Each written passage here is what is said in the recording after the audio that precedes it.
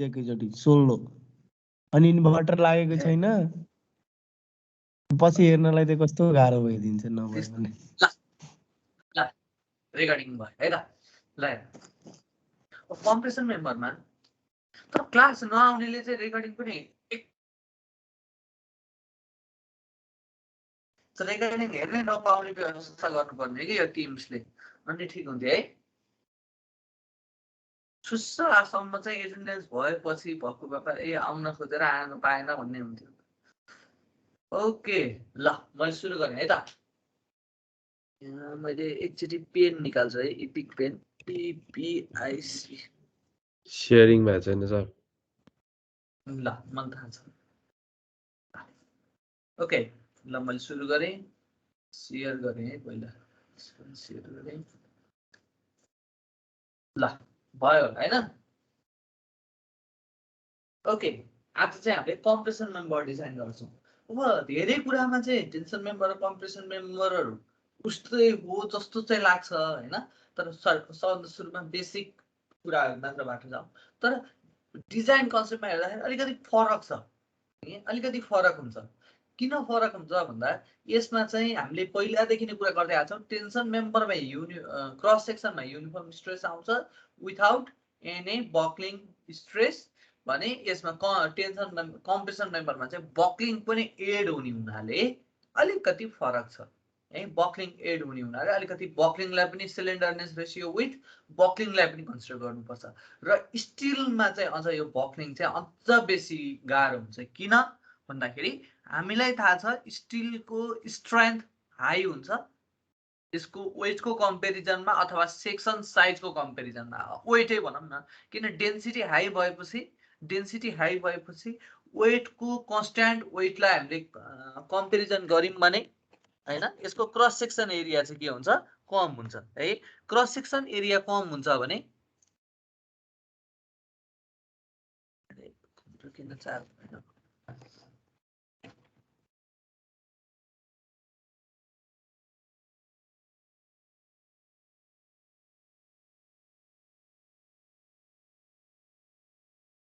Okay है यदि वेटलाई हामीले कम्पेरिजन गर्यौं भने कन्स्ट्यान्ट वेटलाई कम्पेरिजन गर्यौं भने वेटलाई कम्पेरिजन गर्यौं भने वेट भनेको चाहिँ हामीले के भन्न पाउँछौं डेन्सिटी अथवा गामा इन्टु भोल्युम भने for given gamma given weight गामाको भ्यालु चाहिँ हाई हुन्छ भन्नुको अर्थ भोल्युमको भ्यालु चाहिँ अरु मेटेरियलको कम्पेरिजनमा कम हुन्छ अब भोल्युमलाई पनि एरिया इन्टु लेन्थमा कम्पेरिजन गर्न सक्छौं र लेन्थको यदि कन्स्ट्यान्ट लेन्थ राख्यौं भने यदि हामीलाई कुनै 3 मिटरको पिल्लर बनाउनु पर्ने छ भने त लेन्थ काठको राखे पनि 3 मिटर राख्नु पर्यो हैन त्यस्तै गरेर सिमेन्टको बनाए पनि 3 मिटर बनाउनु पर्यो स्टिलको बनाए पनि 3 मिटर बनाउनु पर्यो भनेपछि भोल्युमलाई फेरि हामीले एरिया इन्टु लेन्थ र लेन्थ चाहिँ हाम्रो कन्स्ट्यान्ट हुने हुनाले भोल्युम रिड्युस हुनु भनेको के रिड्युस हुने रहेछ त क्रस सेक्सन एरिया भने हामीले जस्तो मेटेरियल कम्पेरिजन गरौँ कंक्रीट हाम्रो कन्स्ट्रक्सन मेटेरियलमा अर्को बढी युज हुने वुड र स्टिल यी तीनवटा चाहिँ हाम्रो नेपालमा बढी युज हुने कन्स्ट्रक्सन मेटेरियल हामीले कम्पेरिजन गर्यौं भने सबैको भन्दा युनिट वेट स्टिलको बढी छ स्टिलको युनिट वेट भएपछि फर गिवन कन्स्ट्यान्ट वेटको लागि चाहिँ स्टिलको भोल्युम थोरै आउँदो रहेछ भोल्युम थोरै आउनुको अर्थ लेन्थ कन्स्ट्यान्ट हुँदाखेरि क्रस सेक्सन एरिया कम हुँदो रहेछ यसरी बुझ्दा पनि हुन्छ र पर युनिट वेट स्ट्रेन्थ चाहिँ कसको बढी छ त सबैभन्दा धेरै पनि स्टिलको स्ट्रेन्थ चाहिँ हाई छ स्ट्रेन्थ हाई हुने र क्रस सेक्सन एरिया कम हुने कारणले गर्दाखेरि यसको मोमेन्ट अफ इनर्सिया के हुन्छ त कम हुन्छ अरु मेटेरियलको कम्पेरिजनमा यदि मोमेन्ट अफ इनर्सिया कम छ भने पोसिबिलिटी अफ बक्लिङ फेलियर अथवा तिमीहरूले पीसीआर त निकालेकै छौ pi square EI divided by R इफेक्टिभको स्क्वायर हुन त E मा पनि डिपेन्ड छ स्टिलको E को भ्यालु हाई हुन्छ इलास्टिसिटीको भ्यालु हाई हुन्छ हैन तर त्यो E को भ्यालु बढी हुँदा हुँदै पनि I मा पनि डाइरेक्टली प्रोपोर्सनल भएको र I को भ्यालु चाहिँ लार्जली रिड्युस हुने हुनाले PCR को भ्यालु चाहिँ छिटो अब्टेन्ड हुन्छ in case of still section so compression चाहिँ एउटा कम्प्रेसन मेम्बर डिजाइन गर्न स्टिलबाट गर्नु भनेको एउटा मेजर च्यालेन्जिङ हुन्छ है र त्यसको मेन च्यालेन्जिङ पार्ट भनेकै स्टिल फेलर चाहिँ केमा हुन सक्छ त बक्लिङमा है ल अब पोइन्टमा जाउँ compression member are structural member primarily subjected to a axial compression force भनेपछि हामीले बुझिहाल्छौँ कम्प्रेसन फोर्स आउने भएको हुनाले नै त्यसलाई एज अ कम्प्रेसन मेम्बर भनेर डिजाइन गर्छौँ है र compression member design is guided by consideration of the strength and buckling है कहिलेकाहीँ हजुर त्यो रोशन चौधरीको सर त्यो जोइन भन्ने अप्सन नै आइन कि युआर नट अ मेम्बर भनेर जोइनै भएको छैन भनेर फोन गरेको थियो सर के गर्नु पर्ने you are not a member त्यस्तो हुँदै हुँदैन इन्भाइट गरिदिनु न इन्भाइट गरिदियो एकजना साथीले इन्भाइट गरिदियो त अहिलेलाई कि त उसले कि त उसले आएको क्यालेन्डरमा एकचोटि हट्नु पर्यो त्यस्तो हुनलाई त्यस्तो भन्ने हुँदैन अहिलेलाई इन्भाइट गरिदियो अनि अर्कोचोटिलाई मिलाइदिउँला फेरि अब यसरी पछाडि चाहिँ मिलाउँदाखेरिको समस्या के हुन्छ भने उसलाई मैले टिममा एड गर्न मिल्छ तर फेरि क्यालेन्डर रिसेट गर्नुपर्छ कि क्यालेन्डर रिसेट गर्दा पनि तिमीहरूको सबैकोमा फेरि क्यालेन्डर एकचोटि काटेर फेरि सबैकोमा नयाँ अपडेट हुन्छ कि त्यही भएर यो पछिचोटि फेरि कसैलाई एड गर्ने राख्ने भनेको एकदम गाह्रो हुँदो रहेछ कि सर हामीले इन्भाइट गर्न मिल्दैन क्या हजुर हामीले इन्भाइट गर्न मिल्दैन क्या हजुरले नै गर्नुपर्छ तपाईले गर्नुपर्छ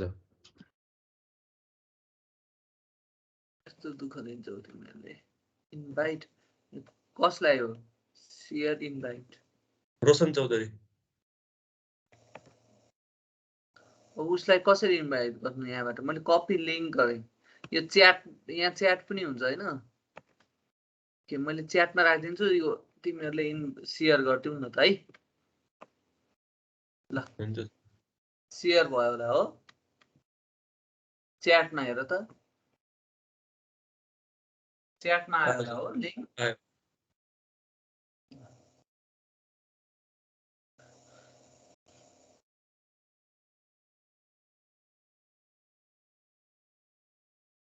ओके कम्प्रेसन मेम्बर भन्दा बित्तिकै एक्सियल कम्प्रेसन लोड क्यारी गर्छ र यसको चाहिँ स्ट्रेन्थ र बक्लिङ है डाइरेक्ट कम्प्रेसन र बक्लिङमा फेलर हुने चान्सेस बढी हुन्छ दुईटाको कम्बाइन्डले गर्दाखेरि फेलर हुने चान्सेस चाहिँ बढी हुन्छ अथवा सिंगल भ्यालुमा पनि हुन सक्छ according to their buckling characteristics they are classified as एउटालाई हामीले सर्ट कलम भन्छौँ एउटालाई लङ कलम भन्छौँ यदि सर्ट कलम कसलाई भन्ने त भन्दाखेरि यस्तो स्ट्रक्चरल इलिमेन्ट जसमा चाहिँ बक्लिङ यस्तो कम्प्रेसन स्ट्रक्चरल इलिमेन्ट जसमा चाहिँ बक्लिङ चाहिँ भएर फेल हुनु पर्दैन डाइरेक्ट कम्प्रेसनबाट फेल हुन्छ भने त्यस्तो स्ट्रक्चरल इलिमेन्टलाई हामीले भन्छौँ सर्ट कलम र यदि डाइरेक्ट कम्प्रेसनबाट फेल नभएर बक्लिङबाट फेल हुन्छ भने चाहिँ बक्लिङ विथ एडिसन अफ बक्लिङबाट फेल हुन्छ भने चाहिँ त्यसलाई हामीले भन्छौँ नर्मल्ली लङ कलम है भने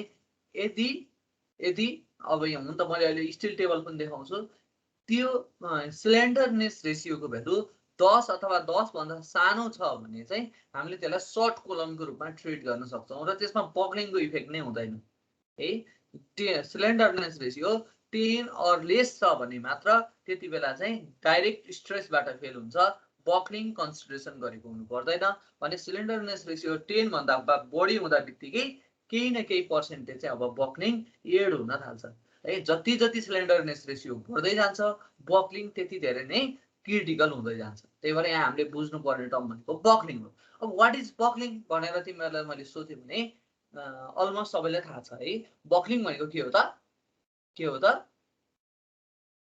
deformation normal direction okay deformation हो एक्सियल कम्प्रेसनले गर्दा आएको डिफर्मेसन अथवा लोडले आएको deformation perpendicular to the loading direction है perpendicular to the loading direction लोडको परपेन्डिकुलर डाइरेक्सनमा भएको कम्प्रेसनले गर्दा आएको डिफर्मेसन है बक्लिङ भनेको भने डिफ्लेक्सन र बक्लिङमा के डिफरेन्स छ भनेर भन्यो भने डिफ्लेक्सन चाहिँ लोडको डाइरेक्सनमा हुन्छ त्यसलाई हामीले नर्मली हुन त दुईटै डिफ्लेक्सन हो तर हामीले common word as a deflection चाहिँ हामीले लोडिङ डाइरेक्सनलाई भन्छौँ भने लोडिङको परपेन्डिकुलर टु द डाइरेक्सनको डिस्प्लेसमेन्टलाई चाहिँ हामीले नर्मल्ली बक्लिङ भनेर भन्छौँ डिस्प्लेसमेन्ट चाहिँ लोडिङको परपेन्डिकुलर डाइरेक्सन भन्नु पर्यो। हेर त यो लोडिङ भर्टिकल छ, हामीले होरिजेन्टल डाइरेक्सनमा हुने डिस्प्लेसमेन्ट हामीले बक्लिङ भन्छौँ।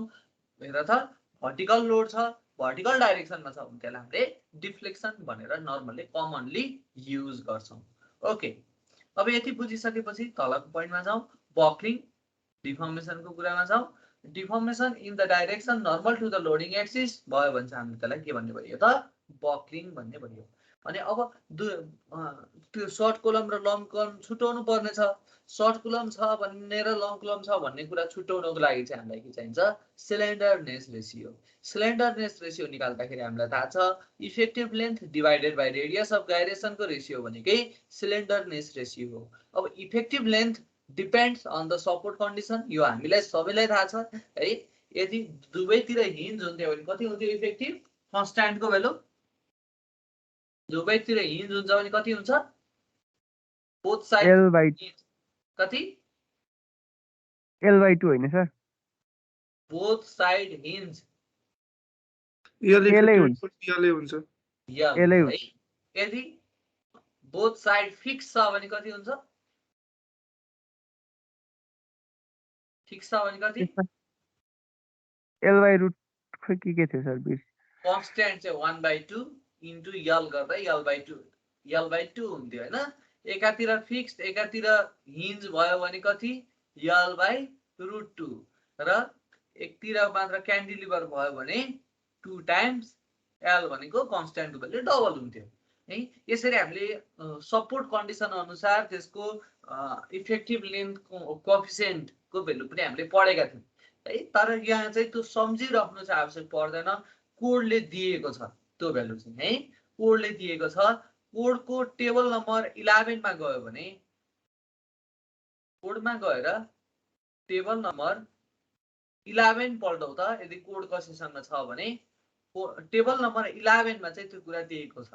टेबल नम्बर 11 मा पल्टौ त कसिसँग छ भने टेबल नम्बर 11 कोड छ भने, नत्र त्यही कोडकै मैले फोटो खिचेर यहाँ राखिदिएको छु है। अब त्यहाँ लेखिदिएको छ के भनेको छ effective length of the prismatic compression member भनेर लेखिदिएको छ। र यहाँ एकदमै ध्यान दिनुपर्छ है। यहाँ यो कन्स्ट्यान्टहरु भनेको तरिका चाहिँ बुझ्नुपर्छ है। ट्रान्सलेसन भनेको के र रोटेसन भनेको के। ट्रान्सलेसन भनेको के बुझ्छौ साथीहरु, एक ठाउँदेखि अर्को ठाउँ मुभ गरेको होरिजेन्टल्ली डिस्प्लेसमेन्ट भनेर बुझिन्छ हैन। रोटेसन भनेको रोटेसन भयो, ट्रान्सलेसन भनेको डिस्प्लेसमेन्ट, रोटेसन भनेको चाहिँ थीटा हैन। यो डेल्टा यो थीटा गयो है। यहाँ के भनेको छ एट वान इन्ड र एट द अदर इन्ड भनेर दुईटा इन्डकै सपोर्ट कन्डिसन दिएको छ। एउटा इन्डमा फर्स्टको कन्डिसनले के भने दुई ल सपोज एउटा कम्प्रेसन मेम्बर छ, त्यो कम्प्रेसन मेम्बरमा ट्रान्सलेसनलाई चाहिँ रेस्ट्रिक्ट गर्यो, ट्रान्सलेसनलाई छेक्यो। ट्रान्सलेसनलाई छेक्यो भने त्यो सपोर्ट कस्तो हुन्छ भन त। ट्रान्सलेसन हुनै नदिने सपोर्ट कस्तो हो फिक्स। त फिक्स हुन्छ नि सर, होरिजेन्टली मुभ हुँदैन भने त ठ्याक्कै फिक्स्ड हुन्छ नि दुईटै पोइन्ट, त्यही भन्न खोजेको। हिन्ज पनि हो फिक्स्ड पनि हो हिन्ज पनि हो। हिन्जले पनि त होरिजेन्टली मुभ हुन दिँदैन नि, होरिजेन्टली पनि भर्टिकली पनि मुभ हुन दिँदैन भनेको अर्थ ट्रान्सलेसनली रेस्ट्रिक्टेड भनेको हिन्ज पनि हो, यहाँ सम्झिनु पर्ने कुरा फिक्स्ड पनि हो। अझै क्लियर भएन। अब रोटेसनलाई हेर्नु पर्यो। ओ यहाँ रोटेसनलाई पनि के भन्यो रेस्ट्रिक्ट गर्ने। रेस्ट्रिक्ट भनेको फर्स्टलाई पनि रेस्ट्रिक्ट सेकेन्डलाई पनि रेस्ट्रिक्ट भनेपछि अब यो चाहिँ के हो त बल्ल फिक्स सपोर्ट। र अर्को इन्डमा अदर इन्डमा चाहिँ दुईटै फ्री छ भनेको क्यान्टिलिभर भयो कि भएन। क्यान्टिलिभर भयो सर। क्यान्टिलिभर भयो भने कति टाइम्स चाहिँ 2 टाइम्स है। खोक्नु पर्दैन यही दिएकै छ। त्यस्तै गरेर सेकेन्डमा हेरौँ है। सेकेन्डमा 8-1 इन्डमा चाहिँ ट्रान्सलेसनमा फ्री, ट्रान्सलेसन हुन पायो। रोटेसनलाई चाहिँ रेस्ट्रिक्ट, रोटेसनलाई चाहिँ हामीले के गरिम बन्द गरिदिम। हेर यहाँ क्वेसन कस्तो आयो, यहाँ त डेन्जर क्वेसन आयो। ट्रान्सलेसनलाई के भनेको छ ट्रान्सलेसनलाई फ्री हिँड्न पाउँछ, हिँड्न पाउँछ। हजुर रोलर भयो। त्यस्तै गरेर रोटेसनलाई रेस्ट्रिक्ट, रोटेसनलाई रेस्ट्रिक्ट। अनि अर्को इन्डमा हेर्यो भने ट्रान्सलेसन फ्री रोटेसन रेस्ट्रिक्ट।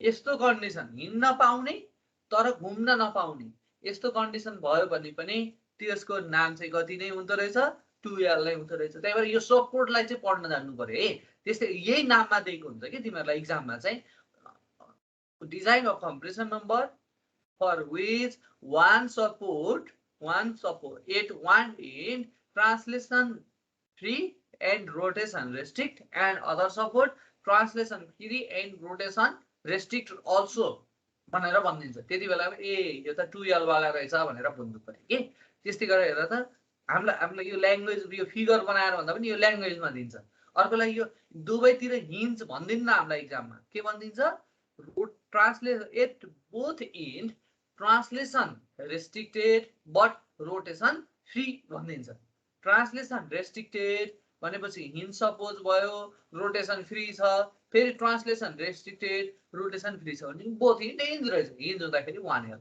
यसरी यो ल्याङ्ग्वेजबाट दिन्छ र यो टेबल नम्बर 11 युज गरेर हामीले के गर्न सक्दा रहेछौँ त इफेक्टिभ लेन्थ के एल को भेल्युको लागि के को कन्स्ट्यान्टको भेल्यु थाहा पाउँदा रहेछौँ लेन्थ हामीलाई क्वेसनले दिएको हुन्छ कुरा बुझ्यो अब सर यो के रे दुईटैमा रोटेसनलाई रेस्ट्रिक्ट गरेपछि हिन्ज चाहिँ कसरी आयो दुवैतिर रोटेसनलाई रेस्ट्रिक्ट गर्ने भने त हिन्जै त हो नि किन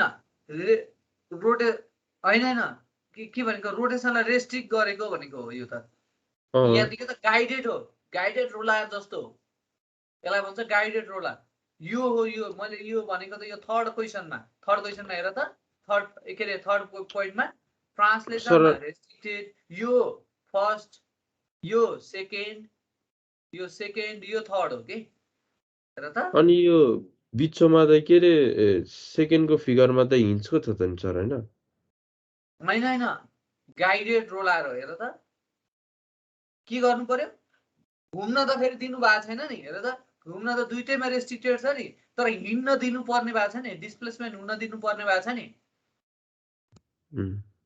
त्यही भएर त्यस्तोलाई भन्छ गाइडेड रोलार गाइड गरेर रोलार मात्र भयो भने चाहिँ रोटेसन पनि हुन्छ गाइडेड रोलार भनेको लङ ट्रायलसम्म चाहिँ राख्ने ट्रेनको लिक जस्तो गराइदिने माथि र तलबाट च्याम्पिने तर माथि र तलबाट मैले छेकेँ भने त्यो बाङ्गिन पाउँदैन तर त्यो डाइरेक्सनमा हिँड्न चाहिँ पाउँछ त्यसलाई भन्छ हामीले गाइडेड रोलार है ल सर अनिको त्यो सेकेन्ड फिगरमा छ नि सर हैन त्यो माथिको त्यो गोलो गोलो भने चाहिँ गाइडेड रोलार भयो अनि मुनिको त हिन्ज हैन रोलारलाई चाहिँ सिम्पल यति मात्र बनाइदिन्छ भने माथिबाट र तलबाट फिक्स जस्तो सपोर्ट राखेर अनि यस्तो बनायो भने यसलाई भन्छ हामीले गाइडेड रोलार गाइडेड तल र माथिबाट हिँड्ने बाटोलाई हामीले फिक्स्ड गर्दियौँ तर हेर त लार्ज डिस्टेन्ससम्म पनि यो के छ तल र माथिबाट फिक्स छ भन्नु गर्दा यो घुम्न पाउने सपोर्टबाट घुम्न पाउने वाला छैन है यस्तोलाई भन्छ हामीले गाइडेड रोलार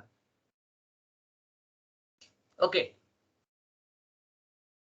ल अब नेक्स्ट स्टेपमा जाउँ के भनेको छ बोथ साइड रेस्ट्रिक्टेड छ हेर त ट्रान्सलेसनमा रेस्ट्रिक्टेड छ अर्कोमा फ्री छ त्यो भनेको अर्थ बोथ साइड हिन्ज भयो यसरी इक्जाममा चाहिँ हामीलाई यस्तो सपोर्ट छ दुईतिर हिन्ज छ एकतिर फिक्स छ एकतिर हिन्ज छ भनेर सोधिदिन्न के इक्जाममा हामीलाई सोद्धाखेरि चाहिँ के भनिदिन्छ त यो ल्याङ्ग्वेजबाट सोधिदिन्छ हेर त यस्तो कोलम र कम्प्रेसन मेम्बरलाई डिजाइन गर जसको चाहिँ ट्रान्सलेसनमा बोथ साइड चाहिँ फ्री छ रोटेसनमा चाहिँ बोथ साइडमा रेस्ट्रिक्ट गरेको छ भनिदिन्छ कि अथवा के भनिदिन सक्छ बाउन्ड्री कन्डिसनमा के भनिदिन सक्छ वान इन्डमा चाहिँ रोटेसन र ट्रान्सलेसन दुईटै रेस्ट्रिक्ट गरेको छ रोटेसन पनि रेस्ट्रिक्ट गरेको छ ट्रान्सलेसन पनि रेस्ट्रिक्ट गरेको छ अर्को इन्डमा चाहिँ रोटेसनलाई चाहिँ रेस्ट्रिक्ट गरेको छ ट्रान्सलेसनलाई फ्री गरिदिएको छ भनिदिन्छ भने त्यति बेला हामीले के बुझ्नु पर्यो 1.2L है यो ल्याङ्ग्वेजबाट दिएको हुन्छ र त्यो ल्याङ्ग्वेजलाई हामीले बुझ्नु पर्ने हुन्छ यति मात्र हो है फिक्स्ड गर्ने कि हिन्ज गराउने है त ल अब फेरि दिमागमा ध्यान दिनु फेरि कहिले काहीँ हामीलाई छिटो दिमागबाट चाहिँ हाम्रो दिमाग के हुन्छ डाइरेक्ट खोजेको हुन्छ नि त अनि उसले भनेको कन्डिसन चाहिँ फर्स्टमा भनेको कन्डिसन सेकेन्डतिर हुन्छ सेकेन्डमा भनेको कन्डिसन फर्स्टमा हुन्छ भन्नुको अर्थ सुन त कहिलेकाहीँ के भनिदिन्छ at one end rotation restricted translation free and other end both restricted भनिदिन्छ अनि बोथ रेस्ट्रिक्टेड भनेपछि फर्स्ट वाला चाहिँ हामीले कता सम्झिन खोज्छौँ फर्स्टतिर फ्री र रेस्ट्रिक्टेड भनेको फर्स्ट वाला लाइन भनेकै खोज्छौँ फर्स्ट वाला सेकेन्डतिर पनि हुनसक्छ कुन फर्स्ट कुन सेकेन्ड भन्ने त छैन नि त अर्डर त होइन नि त यो त्यही भएर यता र यता हेर्दाखेरि एकैचोटि दुईटैतिर हेर्नुपर्छ फर्स्ट कन्डिसन पनि दुईतिरै हेर्नुपर्छ सेकेन्ड कन्डिसन पनि दुईतिरै हेर्नुपर्ने हुन्छ यसरी टेबल नम्बर 11 बाट चाहिँ हामीले इफेक्टिभ लेन्थ निकाल्न सक्छौँ अब चाहियो हामीलाई नेक्स्ट के सिलिन्डरनेस रेसियो आर सिलिन्डरनेस रेसियो आर निकाल्नको लागि चाहिँ सिलिन्डरनेस रेसियो आर निकाल्नको लागि चाहिँ हामीलाई के चाहिन्छ आर कसरी थाहा हुन्छ एंगल 6 आर थाहा पाउनको लागि स्टिल टेबल चाहिन्छ भन न स्टिल टेबल चाहिन्छ स्टिल टेबलबाट चाहिँ मैले आर थाहा पाउँछु भन्नुको अर्थ यदि मैले सेक्सन सिलेक्सन गरेको छैन भने आर थाहा पाउन सक्छु मैले सकिदैन है हो यही हो यसमा ट्रायल गराउने अप्सन फर्स्टमा मलाई के देखिन्छ हेर अझै म त्यो दुःखमा त पुर्याउन खोजेको छैन तर जस्ट तिमीहरूलाई एउटा भिजुअलाइज मात्र गराउन खोजेको छु हामीलाई डिजाइन अ कम्प्रेसन मेम्बर भन्ला डिजाइन अ कम्प्रेसन मेम्बर है to transfer the load of भनेर लोड दिन्छ लोड PU को भ्यालु दियो सपोज 250 किलो न्युटन है युजिङ E यति भन्दै भनेपछि अब यहाँ हेर त यो क्वेशनले हामीलाई के दिएको छैन सुरुमा लोड दिएको छ तर सेक्सन दिएको छैन अब लोडबाट मलाई सेक्सन थाहा पाउनको लागि चाहिँ कम्प्रेसिभ स्ट्रेस मान्नु पर्ने हुन्छ कम्प्रेसिभ स्ट्रेस चाहिँ केमा पनि डिपेन्ड हुन्छ भनिसक्यौँ बक्लिङमा भनेपछि कम्प्रेसन भ्यालुको एक्ज्याक्टली भ्यालु थाहा पाउन हामीलाई बक्लिङको भ्यालु थाहा पाउनुपर्छ बक्लिङको भ्यालु थाहा पाउनलाई पहिला हामीलाई आर थाहा पाउनुपर्छ तर क्वेशनमा सेक्सनै दिएको छैन आर थाहा हुनुको अर्थ फर्स्ट स्टेप भनेको पर्मिसिबल कम्प्रेसिभ स्ट्रेस चाहिँ एजुम गर्नुपर्ने हुन्छ ओके के हो मैले बुझेको छैन सरले के भन्नुभयो भन्ने मात्र रहनु है मैले त बुझाउन पनि खोजेको छैन जस्ट के सम्झ लोड दिएको हुन्छ पहिलाको TTG जस्तो वाला डाइरेक्ट फर्मुला यहाँ काम लाग्ने वाला छैन यो काम लाग्ने वाला छैन किन यसमा बक्लिङ आउँछ F/by gamma m not constant कति बेला हुन्थ्यो स्टिल टेबलमा पहिलाको टेन्सन मेम्बरमा बक्लिङ पोसिबल थिएन तर यहाँ बक्लिङ आउने वाला छ बक्लिङ आइसकेपछि थोरै छ भने छिटो फेलर हुन्छ ढिलो फेलर हुन्छ बक्लिङ जति बढ्दै जान्छ ढिलो फेल हुन्छ भनेको अर्थ बक्लिङको भ्यालु कति आउँछ त्यसमा चाहिँ त्यसको फेलर चिज चाहिँ डिपेन्ड हुने रहेछ भने बक्लिङ कति आउँछ भन्ने कुरा थाहा पाउनलाई मलाई सिलिन्डरनेस रेसियो थाहा हुनुपर्छ सिलिन्डरनेस रेसियो थाहा पाउन फेरि सेक्सन थाहा हुनुपर्छ सेक्सन थाहा हुनको लागि फेरि स्ट्रेस थाहा हुनुपर्छ भन्नुको अर्थ हो यहाँ चाहिँ एजुम गरेर फर्स्टमा मैले सेक्सन थाहा पाउँछु सेक्सन थाहा पाएपछि मैले स्टिल टेबलबाट चाहिँ सेक्सन थाहा पाउँछु सेक्सन थाहा पाएपछि बल्ल आर थाहा पाउँछु आर थाहा पाए लेम्डा थाहा पाउँछु लेम्डा थाहा पाएपछि एक्चुअल पर्मिसिबल स्ट्रेस कति रहेछ त्यो थाहा पाउँछु तर मैले केही पनि बुझेको छैन सरले के भन्नुभएको छ मैले बुझेको छैन अहिले बुझ्नु पर्दैन जस्ट कता सुने जस्तो मात्र हुने हो सुने जस्तो मात्र अहिले बुझ्नुपर्ने आवश्यक केही पनि छैन अहिलेसम्म बुझ्नुपर्ने भनेको कम्प्रेसन मेम्बर भनेको के हो कम्प्रेसन मेम्बर डिजाइन गर्दा के कुरालाई ख्याल गर्नुपर्छ बक्लिङ भनेको के हो र फेलर हुँदाखेरिको लागि बक्लिङ किन चाहिन्छ भन्ने कुरा चाहिँ बुझ्नु पर्यो र त्यति गरिसकेपछि बक्लिङ निकाल्ने तरिका चाहिँ सिलिन्डरनेस रेसियो निकाल्ने तरिका चाहिँ हामी थाहा पाउनु पर्यो KL/R ओके ल अब यति भएपछि पोइन्टमै जाउँ अहिलेलाई हामी न्युमेरिकलतिरको पार्टतिर अझै छिर्ने होइन आवश्यक छैन अब दुईटा हामीले कोलम भन्यौँ एउटा सर्ट कोलम भन्यौँ एउटा लङ कोलम भन्यौँ यदि तिमीहरूसँग पेन छ भने पेनलाई विथ बिर्को प्लस पेनलाई चाहिँ यदि दुईटै इन्डबाट चाहिँ च्याप्न थाल्यो भने सायद त्यो प्लास्टिकको छ भने अर्को छ भने त भाँचेर फेरि नगर होइन इलास्टिसिटी कम भएको पेन भएर रहेछ भने त भाँचेर प्लास्टिकको पेन छ भने तिमीले त्यो टेस्ट गर्न सक्छौ यदि पेन र विथ बिर्को त्यो दुईटैलाई चाहिँ कम्प्रेसन लोड दियो भने माथि र तलबाट त्यो बाङ्गिन्छ बक्लिङतिर जान्छ तर यदि त्यो पेनलाई निकालेर बिर्कोलाई मात्र च्याप्यो भने चाहिँ तिमीहरूले बक्लिङ गराउन सक्दैनौ र धेरै च्याप्यो भने त्यो के हुन्छ तिमीहरूले त्यो पेनको बिहेभियर निकाल त धेरै च्याप्यो भने चाहिँ यसरी फुल्लिन्छ एक ठाउँमा गएर त फुल्लिन्छ च्यापेको ठाउँमा चाहिँ फुल्लिन्छ है भने यदि छोटो छ भने चाहिँ यसरी फुल्लेर अथवा यो यसरी फुल्लिनु भनेको यो क्रस भएको यहाँको मेटेरियल चाहिँ क्रस भएको क्रसिङबाट फेल हुन्छ भने यति ठुलो पेनसितको लागि लिएर गयो भने तिमीहरूले च्याप्दा बित्तिकै चाहिँ यो के हुन थाल्छ, त्यो पेन बाङ्गिन थाल्छ। भने लङ कोलम चाहिँ बक्लिङबाट फेलर हुने चान्सेस बढी हुन्छ भने सर्टवाला कोलम छ भने चाहिँ त्यो चाहिँ क्रसिङ भएर फेल हुन्छ है। र यो पार्टमा चाहिँ बल्जिङ हुने है, बल्जिङ हुने र फेलर चाहिँ क्रसिङबाट फेल हुन्छ भने त्यसलाई चाहिँ हामीले नर्मल्ली सर्ट कोलम भनेर ट्रिट गर्छौँ। र अघि पनि मैले भनिहालेँ यदि सिलिन्डरनेस रेसियो 10 भन्दा सानो छ भने नर्मल सिमेट्रिकल सेक्सनको लागि 10 भन्दा सानो छ भने त्यति बेला चाहिँ हामीले सर्ट कोलम भनेर भन्न सक्छौँ। र त्यो पर्फेक्टली बक्लिङमा डिपेन्ड हुँदै हुँदैन। र सिलिन्डरनेस रेसियो 10 भन्दा बढी हुँदा बित्तिकै अब त्यसमा चाहिँ बक्लिङ पनि आउन थाल्छ। त्यही भएर तिमीहरूले सायद यही सेक्सनमा मलाई सोधे जस्तो लाग्छ हामीले ट्रस्टमा किन 0 मेम्बर फोर्स राख्छौँ भन्ने कुरा कसले हो मलाई सोधेको थियो। 0 मेम्बर फोर्स, यदि मैले यो 0 मेम्बर फोर्स राखिनँ भने त्यसको लेन्थ बढ्यो भने त्यसको सिलिन्डरनेस रेसियो बढ्छ। सिलिन्डरनेस रेसियो बढ्यो भने मलाई सेक्सनको साइज बढाउनु पर्ने हुन्छ। त्यही भएर हामीले कम्प्रेसन मेम्बर छ भने नजिक टाई अप गर्दै लानुपर्ने हुन्छ। एउटै लेन्थ युज गर्नु मिल्दैन। त्यसलाई चाहिँ हामीले के गर्दै जाने, टाई अप गर्दै जोड्दै जाने। त्यस्तो गर्दाखेरि त्यसको लेन्थ घटेको हुन्छ। लेन्थ घटिसकेपछि त्यसको सिलिन्डरनेस रेसियो घट्छ र सिलिन्डरनेस रेसियो घट्यो भने चान्सेस अफ फेलर चाहिँ कम हुन्छ। ल भन त फेरि मैले भन्दै गर्दाखेरि एउटा कुरा चाहिँ तिमीहरूलाई भिजुलाइज के हुनुपर्छ, बक्लिङ बढ्दाखेरि छिटो फेल हुन्छ कि बक्लिङ घट्दाखेरि। त्यसमा त कसैलाई डाउट छैन नि। बक्लिङ बढी हुँदाखेरि फेल हुन्छ कि बक्लिङ घटी हुँदाखेरि छिटो, कसैले भन्न सक्छ? बक्लिङ धेरै भयो भने छिटो फेल हुन्छ कि बक्लिङ कम भयो भने छिटो धेरै फेल हुन्छ? सो कमबाट हुन्छ, कमबाट हुन्छ होला। बक्लिङ कम भयो भने छिटो फेल हुन्छ कि बक्लिङ बढी भयो भने? फेरि सर बढी भयो जस्तो लाग्छ सर। बढी भयो भने। ओके, किन भनेर मैले कम भयो भने होला छिटो फेल हुने, बक्लिङ बढी भयो भने चाहिँ सर सिम्पटम्स देखाउँदै बाङ्गिँदै देखाउने हो नि त। किन बक्लिङ अब तिम्रो साथीहरूले त कसैले त थोरै भए पनि भने तिमीले बुझाउनु पर्यो किन बक्लिङ बढी भयो भने छिटो फेल हुन्छ भन्ने कुरा हामीलाई बुझाइदिनुहोस् न थ्योरिटिकल्ली भनेर अब तिम्रो साथीले सोध्यो भने कसैले बुझाउन सक्छ? बक्लिङ धेरै भयो भने छिटो फेल हुन्छ भन्ने कुरालाई प्रुभ गर्न सक्छु कसैले? सिम्पल एक दुईवटा उसलाई यस्तो लोजिक भन्दैन ताकि उसले हो बक्लिङ धेरै भयो भने छिटो फेल हुँदो रहेछ भन्ने कुरा उसले इजिली आइडेन्टिफाई गरोस्। त्यस्तो केही आइडिया छ? जसको इलास्टिसिटी बढी हुन्छ त्यसमा बक्लिङ धेरै हुन्छ नि सर। अनि इलास्टिसिटी धेरै हुन्छ त्यसको बक्लिङ धेरै हुन्छ भन्न मिल्छ? मिल्दैन सर? मिल्छ र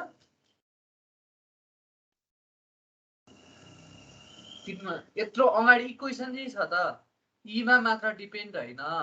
ई बढी भयो भने त पिसिआर को भ्यालु बढ्छ। पिसिआर को भ्यालु बढ्नु भनेको बक्लिङ ढिलो हुने हो फर्स्टमा त। अर्को आईमा पनि डिपेन्ड हुन्छ है। पहिले इक्वेसनलाई त राम्ररै चलाउनु पर्छ। तिमीहरूले ठ्याक्क सोचेर मात्र होइन, कुनै कुनैमा म्याथमेटिकल एक्सप्रेसनलाई पनि लिएर जानु पर्यो।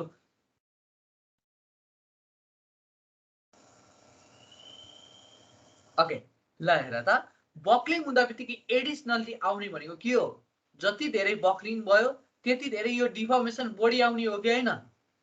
यहाँदेखि यहाँसम्मको लेन्थ बढी आउने हो कि होइन? त्यति त सबैले बुझ्छ।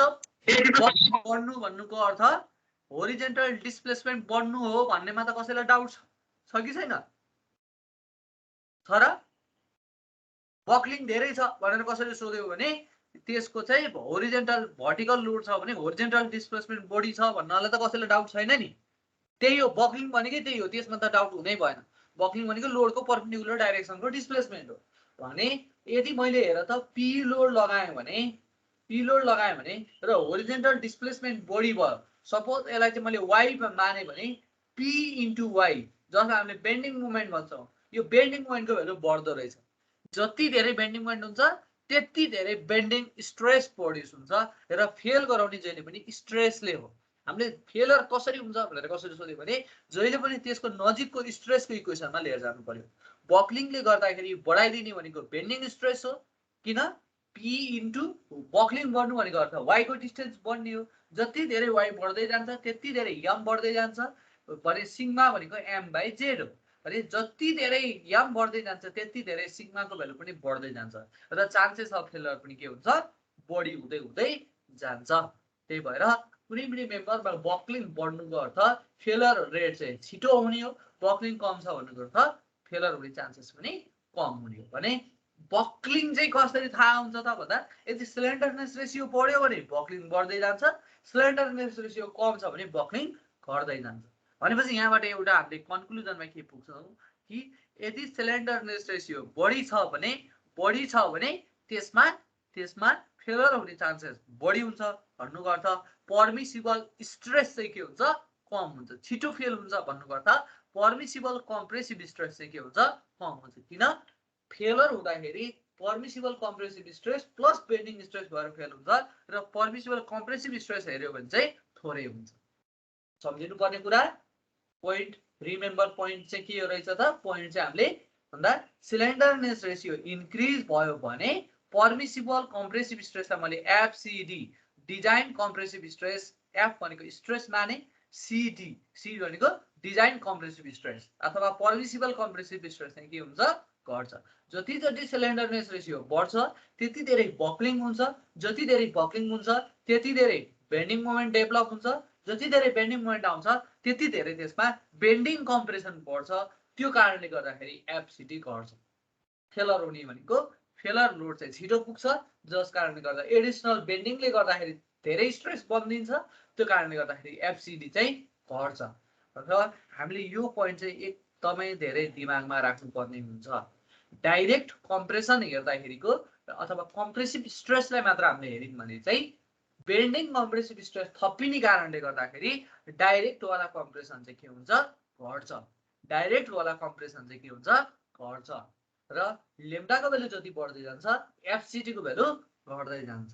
त्यही भएर मैले अघि पनि भने सिलिन्डरनेस रेसियो 10 और 10 भन्दा कम छ भने त्यति बेला चाहिँ कम्प्रेसनमा बेन्डिङको इफेक्ट आउँदैन। बेन्डिङको इफेक्ट आउँदैन भनेको अर्थ डाइरेक्ट कम्प्रेसनको जस्तो मात्र काम गर्न पाउँछ र त्यति बेलाको भ्यालु चाहिँ FY by gamma M naught भन्नुको अर्थ सिलिन्डर रेसियो 10 अथवा 10 भन्दा सानो छ भने कम्प्रेसन मेम्बर डिजाइन गर्नु र टेन्सन मेम्बर डिजाइन गर्नु सेम हुन्छ। तर यदि सिलिन्डरनेस रेसियो 10 भन्दा बेसी छ भने त्यति बेला कम्प्रेसन मेम्बर डिजाइन गर्न भन्दा टेन्सन मेम्बर डिजाइन गर्दाखेरि बढी इकोनोमिकल हुन्छ मेम्बरलाई कन्सिडरेसन गर्ने हो भने। किन पर्मिसिबल स्ट्रेस यो भन्दा घट्दै जान्छ। जति बेला सिलिन्डरनेस रेसियो बढ्छ यो भ्यालु घट्दै जान्छ। घट्दै गयो भने एरिया भनेको त फोर्स डिभाइडेड बाइ एफसिडी हो। यदि यो एफसिडी घट्यो भने क्रस सेक्सन एरिया बढ्छ भन्नुको अर्थ ठुलो सेक्सन चाहिँ रिक्वायर्ड हुन्छ। ल एकचोटि यहाँ समराइज गरौँ त के रहेछ त यदि सिलिन्डरनेस रेसियो बढ्यो भने के हुँदो रहेछ बक्लिङ के हुँदो रहेछ बक्लिङ बेसी हुँदो रहेछ। बक्लिङ बेसी भयो भने के हुँदो रहेछ के बढ्दो रहेछ मोमेन्ट क्रिएट बढ्दो रहेछ। मोमेन्ट बढ्यो भने इनडाइरेक्ट स्ट्रेस अथवा बेन्डिङ स्ट्रेस चाहिँ के हुन्छ मोमेन्ट बढ्यो भने बेन्डिङ स्ट्रेस के हुन्छ बढ्छ। जसले गर्दाखेरि चान्सेस अफ फेलर मेम्बरको चाहिँ के हुन्छ झन् इन्क्रिज बेसी हुन्छ। र यदि अलरेडी टोटल स्ट्रेस भनेको direct stress plus bending stress थियो भने यदि बेन्डिङ स्ट्रेस बढ्यो भने डाइरेक्ट स्ट्रेसले के गर्नु पर्यो कन्स्ट्यान्ट हुन्छ नि त। टोटल एउटा मेटेरियलले सहन सक्ने स्ट्रेस भनेको त कन्स्ट्यान्ट छ। यदि बेन्डिङ स्ट्रेस बढ्यो भने डाइरेक्ट स्ट्रेस चाहिँ के हुनु पर्यो घट्नु पर्यो कि बढ्नु पर्यो घट्नु पर्यो। यति हो दिमागमा ध्यान राखेर बस्नुपर्ने कुरा भनेको यति मात्र हो कि यदि बेन्डिङ स्ट्रेस बढ्यो भने डाइरेक्ट स्ट्रेस घट्छ।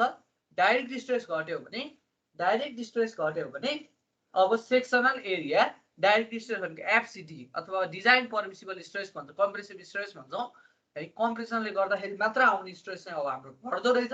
त्यो घट्नुको अर्थ चाहिँ एरिया रिक्वायर्ड चाहिँ के हुँदो रहेछ बढ्दो रहेछ। त्यो भएर जति धेरै सिलिन्डरनेस रेसियो क्रस सेक्सन एरिया चाहिँ अब हामीले के राख्दै जानु पर्ने हुन्छ क्रस सेक्सन एरिया चाहिँ के राख्दै जानुपर्ने हुन्छ, बढाउँदै बढाउँदै बेसी बढाउँदै राख्दै बढाउँदै कुरा बुझिन्छ यति?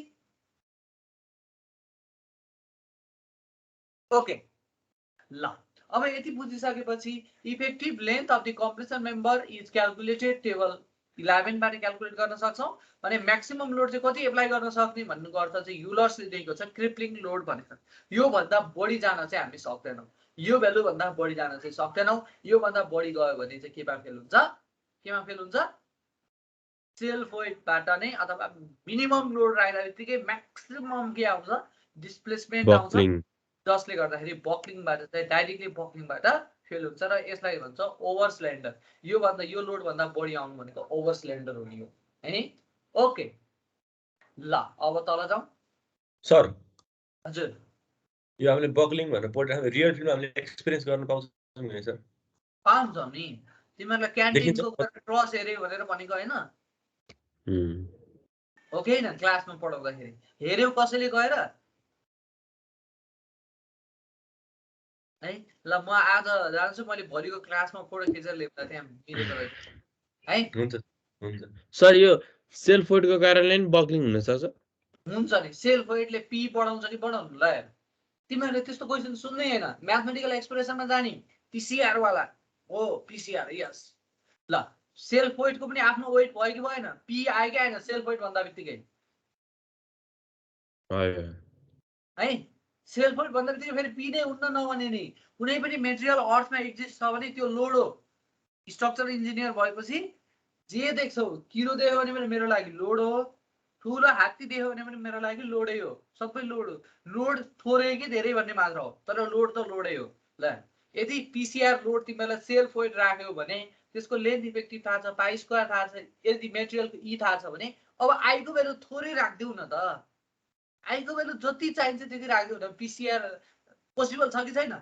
आईको भ्यालु राख्नु, आईको भ्यालु 0 हुन पो पोसिबल छैन, त्यही भएर पीसीआर को भ्यालु 0 हुन पो पोसिबल छैन।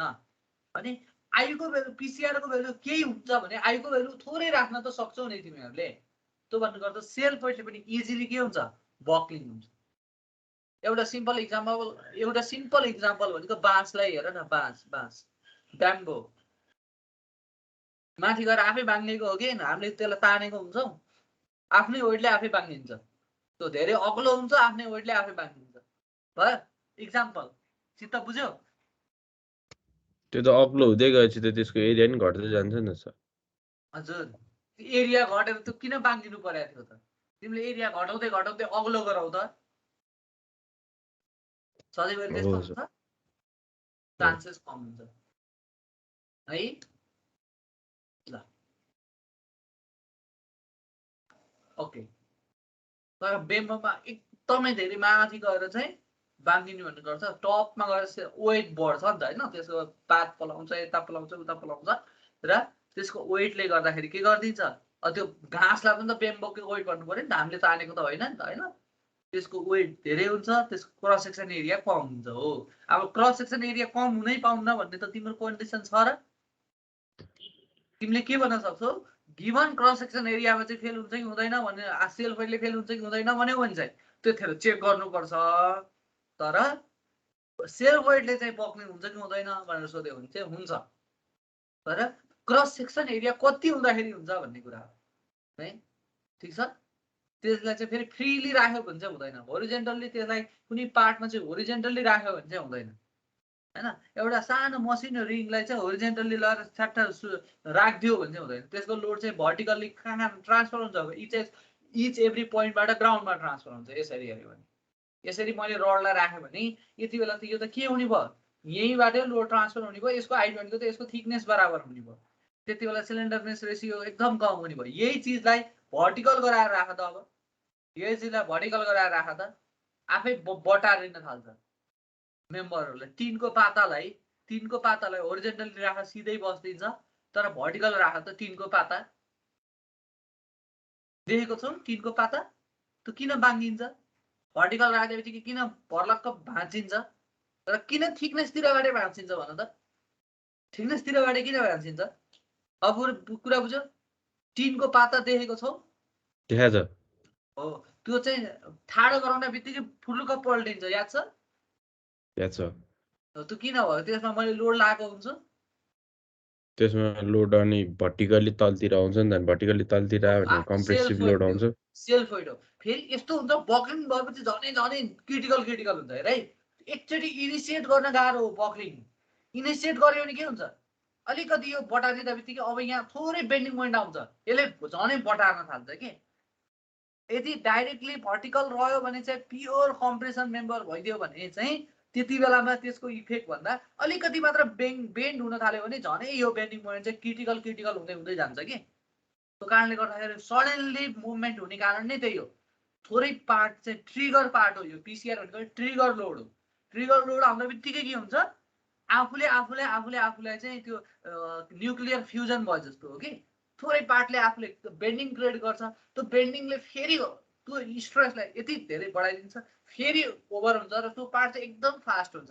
र हामीले थोरै लोड बनाउँदा बित्तिकै पनि म्याक्सिमम डिस्प्लेसमेन्ट डाइरेक्टली देख्न थाल्छ तिम्रो इक्जाम्पल हो नि त सेल्फ वेटबाट गएको बाँसतिर छोड्थ्यौ भने बाँस तिमीलाई चित्त बुझेन भने टिनको पाता राख र किन टिनको पाता तिमीहरू कसैले मलाई भन्न सक्छौ किन टिनको पाता थिकनेसतिरबाट बाँड्ने किन वेटतिरबाट बाँड्दैन ल भन त कस्तो भन्नुहुन्छ बुझ्यौ किन थिकनेसतिरबाट बाँडिन्छ यो टिनको पाता छ टिनको पाता यो बाँगिँदा फेरि हैन यो चाहिँ यसरी बाँगिनु पर्ने उडतिरबाट नबाँगेर यसरी हाम्रो कतातिरबाट बाँगिन्छ थिकनेसतिरबाट किन सधैँ त्यस्तै बाँगिन्छ त किन भन्ने क्वेसनै आउँदैन भन्ने होला हैन कि किन होला कसैले भन्न सक्छ क्वेसनै बुझेन सर सर लोड जहिले पनि लेस एरियातिर मतलब लाग्छ नि टिनको पाता हुन्छ नि टिनको पाता भन्दाखेरि सबैको दिमागमा टिनको पाता छैन तिमीहरूको कपी छ सपोज तिमीहरूको अगाडि कपी छ कपी त हामीले राखिरहेको नि अनलाइन क्लासमा हुनलाई राख्नुपर्छ ल कपी छ त्यो कपीलाई भाँच्न के अरे स्ट्रेस लगाऊ डाइरेक्ट स्ट्रेस लगाउँदाखेरि किन त्यो चाहिँ थिकनेसतिरबाट बाँगिन्छ नर्मल्ली तिमीहरूको कपी विड्थतिरबाट नबाँगेर परपेन्डिकुलर भनेको त विड्थतिर बाँगे पनि हुन्छ थिकनेसतिर बाँगे पनि हुन्छ तर किन थिकनेसतिरबाट बाँगियो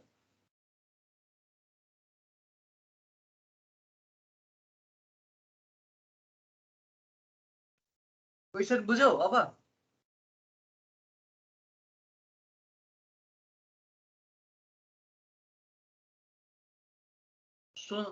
मैले भनेको कुरा बुझ्यौ एउटा कपीको पेज निकाल ल त्यो पनि कपी छैन भने एउटा कपीको पेज निकाल कपीलाई मैले बङ्गाउनै सकिन सर भन्छ भने कपीको पेज निकाल त्यो पेज निकाल्दाखेरि किन त्यो पेज चाहिँ विड्थतिरबाट नबाँगेर ठुलो विड्थतिरबाट नबाँगेर किन पातलो थिकनेसतिरबाट बाँग्यो सर त्यो विड्थ भन्दा त अनि त्यो बेसी भएर एरिया हुन्छ होला क्रस सेक्सन एरिया दुईटैको एउटै हो हैन सर त्यो उयो भएर P into T भने पनि एउटै हो मैले जानेको कुरा सर त्यहाँनिर नि त्यो कसरी भन्ने खै अब त्यो यस्तो ठेलेपछि त बिचतिर यस्तो कर्भ बनाइहाल्छ नि त्यो बक्लिङ जस्तो भइहाल्छ त्यही किन बन्छ आइन्स्टाइनले पनि माथिबाट छ सर जहिले पनि सेउ तलै खस्छ त अनि कहिले माथि खसेको थियो र माथि गएको थियो र भनेर सोचे बाबा आज हामीले यस्ता चिजहरू पढ्नु सर पर्दैन त्यसको लेन्थ धेरै हुन्छ पीसीआर लेन्थ धेरै भएर पीसीआर भ्यालु कम हुन्छ त्यसको त्यही भएर थोरै अरे लेन्थ विड्थको लागि पनि सेम हो त्यो अर्को उसको लागि पनि सेम हो हैन लोड एप्लाई हेर्नु पर्यो नि त कतापट्टि छ भने लोड एप्लाई तिमीले भर्टिकल लगाएपछि विड्थलाई पनि भर्टिकल हो थिकनेसलाई पनि भर्टिकल हो दुईटै क्रस सेक्सन हो 3 डाइमेन्सनमा तिमीले एउटै डाइमेन्सनमा लोड लगायो भने बाँकी दुईटै डाइमेन्सनको लागि एउटै त हुन्छ लोड सर अनि अघि पढाएको थियो नि त त्यो के अरे मुभमेन्ट अफ इनर्सिया कुरा हो सर त्यो के रे अब एउटा मात्र टर्म रह्यो मुभमेन्ट अफ इनर्सिया ल मुभमेन्ट अफ इनर्सिया भन्ने मान्छेले भन त किन थिकनेसमा कम थिकनेसमा सर अब त्यो बिडी क्युब/2a लाउँदाखेरि त्यो एकातिरको बी एकातिर डी हुन्छ जुन हामीले नर्मली राख्दाखेरि जुन बाङ्गिने साइडपट्टि चाहिँ डी को भ्यालु बढी हुन्छ सर अनि त्यसपछि अब मुभमेन्ट अफ इनर्सिया बढ्दा त्यो पी क्रिटिकल बढ्छ मुभमेन्ट अफ इनर्सिया बढ्यो भने क्रिटिकल बढ्छ त्यसलाई पनि जजमेन्ट गर्न सक्दैनौँ साथीहरू मोमेन्ट अफ इनर्सिया बढ्दा बित्तिकै क्रिटिकल बढ्छ डाइरेक्टली प्रोपोर्सनल छ त सर। हो क्रिटिकल लोड बढ्छ भन्नु गर्दा बक्लिङ चान्सेस के हुन्छ कम हुन्छ कि बढी यो भन्नु गर्दा के हो पिसिआर बन्नु गर्दा धेरै लोड चाहिन्छ त्यो पुर्याउनको लागि भन्न खोजेको हो कि हैन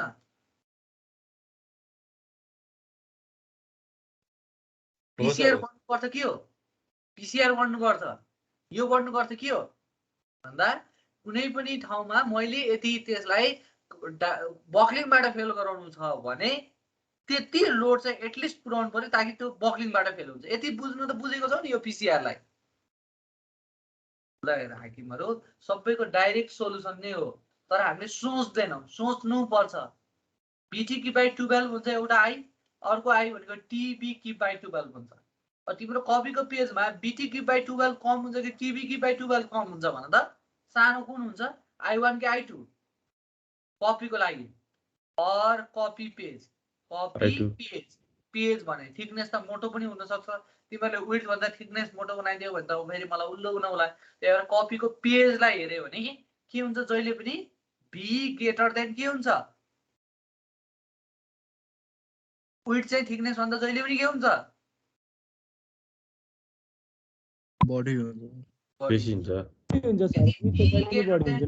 भने i1 always be less than के हुन्छ i2 र धेरै नै कम हुन्छ यति धेरै कम हुन्छ कि हेर त बीटी की बाइ 12 यति धेरै बढी हुन्छ कि यो भन्दा यो 0.1 mm पनि हुँदैन 0.01 को के हुँदाखेरि यो चाहिँ कति 15 सेन्टिमिटर 20 सेन्टिमिटर सम्म हुन थाल्छ यो 20 सेन्टिमिटर सम्म हुँदाखेरि यो 0.1 हुन्छ 0.1 लाई पनि अझ क्युब गर्दाखेरि त त्यो झनै घट्ने हो यो भ्यालु झन पछि झन बढ्ने हो यो भन्दा यो चाहिँ 1 लाख टाइम्स नै बढी हुन थाल्छ तिमीले सिम्पल एउटा पेजलाई हेर्यो भने 1 लाख भन्दा अझ बढी टाइम्स बढी होला त्यो भन्नुको अर्थ यसलाई विड्थ तिर बङ्गाउनलाई 1 लाख टाइम्स बढी लोड चाहिन्छ एच कम्पेयर टु कतातिरबाट बङ्गाउनलाई भन्दा थिकनेस तिरबाट बङ्गाउनलाई भन्दा त्यही भएर हामीले कन्स्ट्यान्ट लोड लगाइदियौँ भने लोड कन्स्ट्यान्ट छ भने यो भन्दा पहिला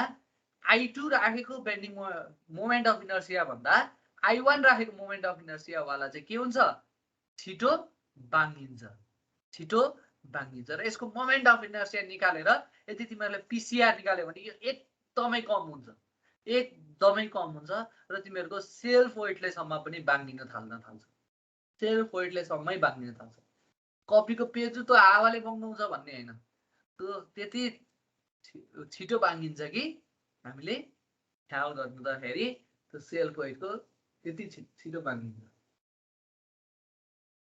अब त्यही सेल्फ वेटलाई बाङ्गिने चिजलाई पनि हेर त यो सपोर्ट कन्डिसनको अर्थ के हो हेर न कति मजाको छ बुझ्यौ भने ल हेर एउटा कपीको पेजलाई तिमीले तलतिर मात्र अड्डाइदियो नअड्डाइकन त हावामा त अड्डिनेवाला छैन तलतिर मात्र समात्यो भने आफै बाङ्गिन्छ यो तलतिर मात्र राख्यो भने आफै पल्टिन्छ यति त तिमीले सबैले फिल गर्न त सक्छौ नि हो कि हैन तलतिर मात्र समात्यो भने हो कि हैन कपीको पेजलाई तलको ठाउँमा मात्र समात त आफै के हुन्छ कपीको पेजलाई आफै के हुन्छ बाङ्गिन्छ हो कि हैन ओ सर तर माथि पनि समात तल पनि समात तब बाङ्गिन्छ बाङ्गिदैन अब बाङ्गिदैन किन बाङ्गिएन फेरि समातेपछि त सर कहाँ बाङ्गिन्छ त्यही भएर slenderness ratio depends on support condition र स्लेन्डरनेस रेसियो बढ्दाखेरि बक्लिङ हुने चान्सेस बढ्छ भनेको अर्थ यही हो भिजुअलाइज गर्यो भने हेर त मैले तल मात्र समात्नु गर्दा वान साइडेड फिक्स गरे अदर साइड फ्री गरे त्यतिबेला इफेक्टिभ लेन्थ कति हुन्छ फ्रीमा त्यो 2 टाइम्स सेल हजुर तर मैले दुईतिरबाट समाते भने त्यो कति टाइम्स हुन्छ जम्मा 0.5 टाइम्स एल हुन्छ तर कोडले रिकमेन्डेड चाहिँ यहाँ तिमीले एक्जाममा पनि यही राख्नुपर्छ 0.65 एल राखेको छ यो कोड रिकमेन्डेड भ्यालु हो यो कोड रिकमेन्डेड भ्यालु हो है यो वानतिर फिक्स्ड वानतिर हिन्ज हुँदाखेरि तिमीले थ्योरिटिकल पढेको 1/√2 हो तर कोड रिकमेन्डेड 0.8 एल चाहिँ यही राख्नुपर्ने हुन्छ भन्नु पर्छ हेर त यो भन्दा यो त 4 गुणा बढी भनौँ न अलमोस्ट थ्योरिटिकली हेर्दाखेरि त हो कि हैन त्यही भएर सपोर्ट कन्डिसनले पनि फरक पार्दो रहेछ। दुईतिर समातेपछि त अड्डिहाल्छ नि भन्ने होइन कि एन्सर हामीले भन्ने चाहिँ कुरा बुझ्यौ। सबै चिजहरूमा साइन्स त कतै न कतै हुन्छ नि त। हामी त साइन्स खोज्दैनौँ कि हामी चाहिँ यसरी ट्रिट गरेका हुन्छ हाम्रो माइन्डलाई। त्यो चिज अभियस हो भन्ने खालको हुन्छ। जब दिमागमा अभियस हो भन्ने खालको चिज चाहिँ घुस्छ तबतिर दिमागले सोच्न छोड्छ। सोच्न छोडेपछि हामीलाई डाइरेक्टली युनिभर्सल ट्रुथ भने जस्तै है पृथ्वीको वरिपरि सूर्य के अरे सूर्यको वरिपरि किन पृथ्वी घुम्छ भने जस्तै हुन थाल्छ। हुन त त्यसमा पनि साइन्स छ। त्यो त सधैँभरि घुमे हो घुमिरहेको छ नि भनेर हामीलाई जस्तो इङ्ग्लिसमा पढ्दाखेरि युनिभर्सल ट्रुथ यस्तै यस्तै वर्डहरू पढ्थ्यौँ नि होइन। त्यही भएर सबै युनिभर्सल ट्रुथको पनि हामीले त्यो लेभलको साइन्स पत्ता लगाउन नसकेको होला। तर सबै चिजमा साइन्स हुन्छ भनेर बुझ्ने। तर केही चिज पनि तिमीहरूले देख्यो भने यो किन भयो होला भनेर खोज्नु। के थाहा त्यस्तै कुनै दिन किन भयो होला भन्ने खोज्दा खोज्दै राम्रै साइन्टिस्ट बन्न सकिन्छ। तर धेरै फेरि त्यस्ता नचाहिने चिजमा धेरै दिमाग पनि नलाउने फेरि साइन्टिस्ट पनि सँगसँगै हुन सक्ने चान्सेस हुन्छ। दिमागलाई चाहिँ सही तरिकाले के गर्नु पर्यो कन्ट्रोलमा राखेर कन्ट्रोल वेबाट जे चिज पनि साइन्समा चाहिँ सबैभन्दा ध्यान दिनुपर्ने भनेको जे चिज गर्दाखेरि पनि कन्ट्रोल्ड वेबाट गर्नु पर्यो। फ्युजन फिसन के न्युक्लियर बम सबै जे बनाउँदाखेरि पनि यदि कन्ट्रोल्ड वेमा भएन भने चाहिँ के हुन्छ त्यसमा सबैबाट आउने डिस्ट्रक्टिभ रिजल्ट मात्र हो। त्यही भएर केही कुरा तिमीहरूले दिमागबाट सोच्यौ भने पनि कन्ट्रोल्ड वेबाट जे चिज सोच्यौ र जे चिज हुन्छ र त्यसलाई चाहिँ किन भयो भनेर सोच्यो भने कन्ट्रोल्ड वेबाट है कन्ट्रोल्ड वेबाट सोच्यो भने चाहिँ त्यसबाट केही न केही चिज निस्किन सक्छ र सोच्ने दिमाग त्यसरी बनाउँदै जाने। ओके ल अब हामीले बक्लिङ भन्ने बल्ल अलिअलि कता कता बुझ्यौँ। सपोर्ट कन्डिसनले फरक पार्दो रहेछ भन्ने बुझ्यौँ। अब हामीलाई कुनै यदि मलाई आई एक्स दियो ल है एउटा मलाई एउटा पिल्लर दिएको छ। अब यहाँबाट त मैले तिमीहरूलाई कस्तो क्वेसन सिकाउँछु नि ल। एउटा मलाई पिल्लर दिएको छ। यो पिल्लर दियो भने यसको बी दिएको छ यो डी दिएको छ र आई एक्स निकालेँ आई वाई निकालेँ हो। यदि आई एक्स बढी छ आई वाई भन्दा भनेपछि यो कतातिर बाङ्गिन्छ कतातिर बाङ्गिन्छ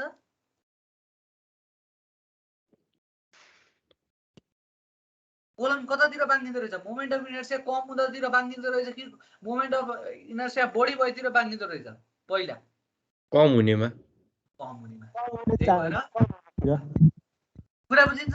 यो चाहिँ हामीले ख्याल गर्नु पर्यो। अब हाम्रा पिल्लरहरू किन सर स्क्वायर हुन्छन् भन्नेको एन्सर पनि है कन्स्ट्यान्ट यति लोड छ र मोमेन्ट हामीले एक्स्ट्रा हुन त पिल्लरमा बेन्डिङ मोमेन्ट पनि आउँछ एक्जियल लोड पनि आउँछ नर्मल हाम्रो घरको पिल्लरहरूमा होइन। यदि मोमेन्टलाई हामीले नेग्लेक्ट के अरे कन्सिडर नगर्ने हो भने फर गिभन लोडको लागि मात्र हामीले कन्सिडर गर्ने हो भने हाम्रो त घर त कतैतिर पनि बाङ्गिनु भएन। एकतिर बाङ्गिएको एकतिर मैले धेरै दह्रो बनाएँ एकतिर कमजोर बनाएँ भने जतातिर कमजोर बनाएको हुन्छ त्यतातिर भाँचिन्छ। भाँच्यो भने त यता भाँचिन नहुने थियो भनेर अर्थ छैन। त्यही भएर हामीले नर्मल्ली कम्प्रेसन मेम्बर राख्दाखेरि हामीले स्क्वायर सेपमा राख्छौँ।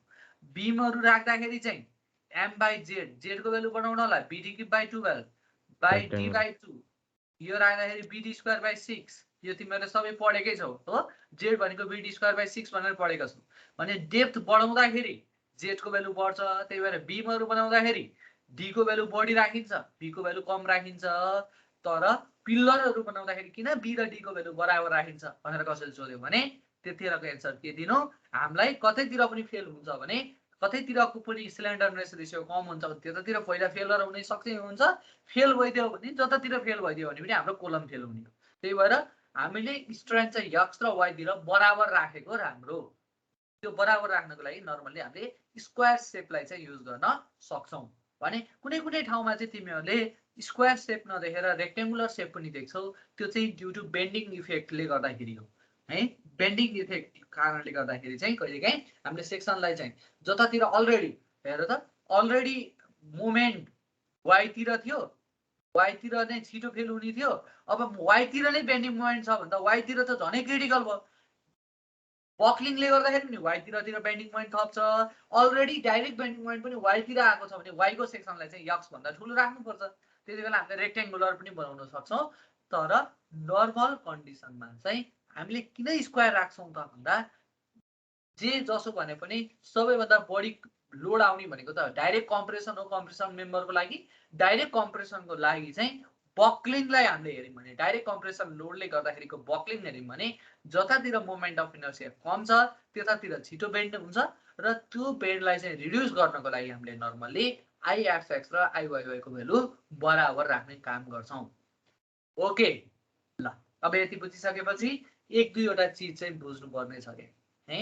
यो एक दुईवटा चिज भनेको के मात्र बाँकी छ भन्दा हामीले अहिलेसम्म के बुझ्यौँ त यसमा डिजाइन गर्दाखेरि हामीले सिलिन्डरनेस रेसियो क्याल्कुलेट गर्नुपर्ने हुन्छ र सिलिन्डरनेस रेसियोको अनुसार पर्मिसिबल कम्प्रेसिभ स्ट्रेस हुन्छ भनेर हामीले पढ्यौँ है। भने अब तिमीहरूले आइएस टेबलमा गयो भने आइएस 800 2007 मा गयो भने त्यहाँ table number 9A 9B 9C र 9D भनेर दिएको छ है। त्यो सबै टेबलमा के दिएको छ KL/R को भ्यालु दिएको छ। सिलिन्डरनेस रेसियो सबै टेबलमा छ भनेपछि अब मैले 9A हेर्ने कि 9B हेर्ने कि 9C हेर्ने कि 9D हेर्ने भन्ने थाहा पाउनुको लागि मैले त्यो सेक्सन चाहिँ E वाला टेबलमा पर्छ कि B वाला C वाला D वाला कुनमा पर्छ भन्ने कुरा थाहा पाउनको लागि चाहिँ त्यसको बक्लिङ क्लास थाहा पाउनु पर्ने हुन्छ र त्यो बक्लिङ क्लास थाहा पाउनुको लागि टेबल नम्बर 10 मा जाने। टेबल नम्बर 11 ले सिलिन्डरनेस रेसियो दिन्थ्यो। सिलिन्डरनेस रेसियो के रे कन्स्ट्यान्टको भ्यालु दिन्थ्यो र कन्स्ट्यान्टको भ्यालुबाट अब मैले सिलिन्डरनेस रेसियो निकाल्ने हो। सिलिन्डरनेस रेसियो निकालेपछि हामीलाई चाहिएको FCD permissible design compressive stress चाहिँ कति हुन्छ त भनेर मलाई चाहिँ कसैले सोध्यो भने त्यो निकाल्नको लागि मैले बक्लिङ क्लास थाहा पाउनु पर्दो रहेछ।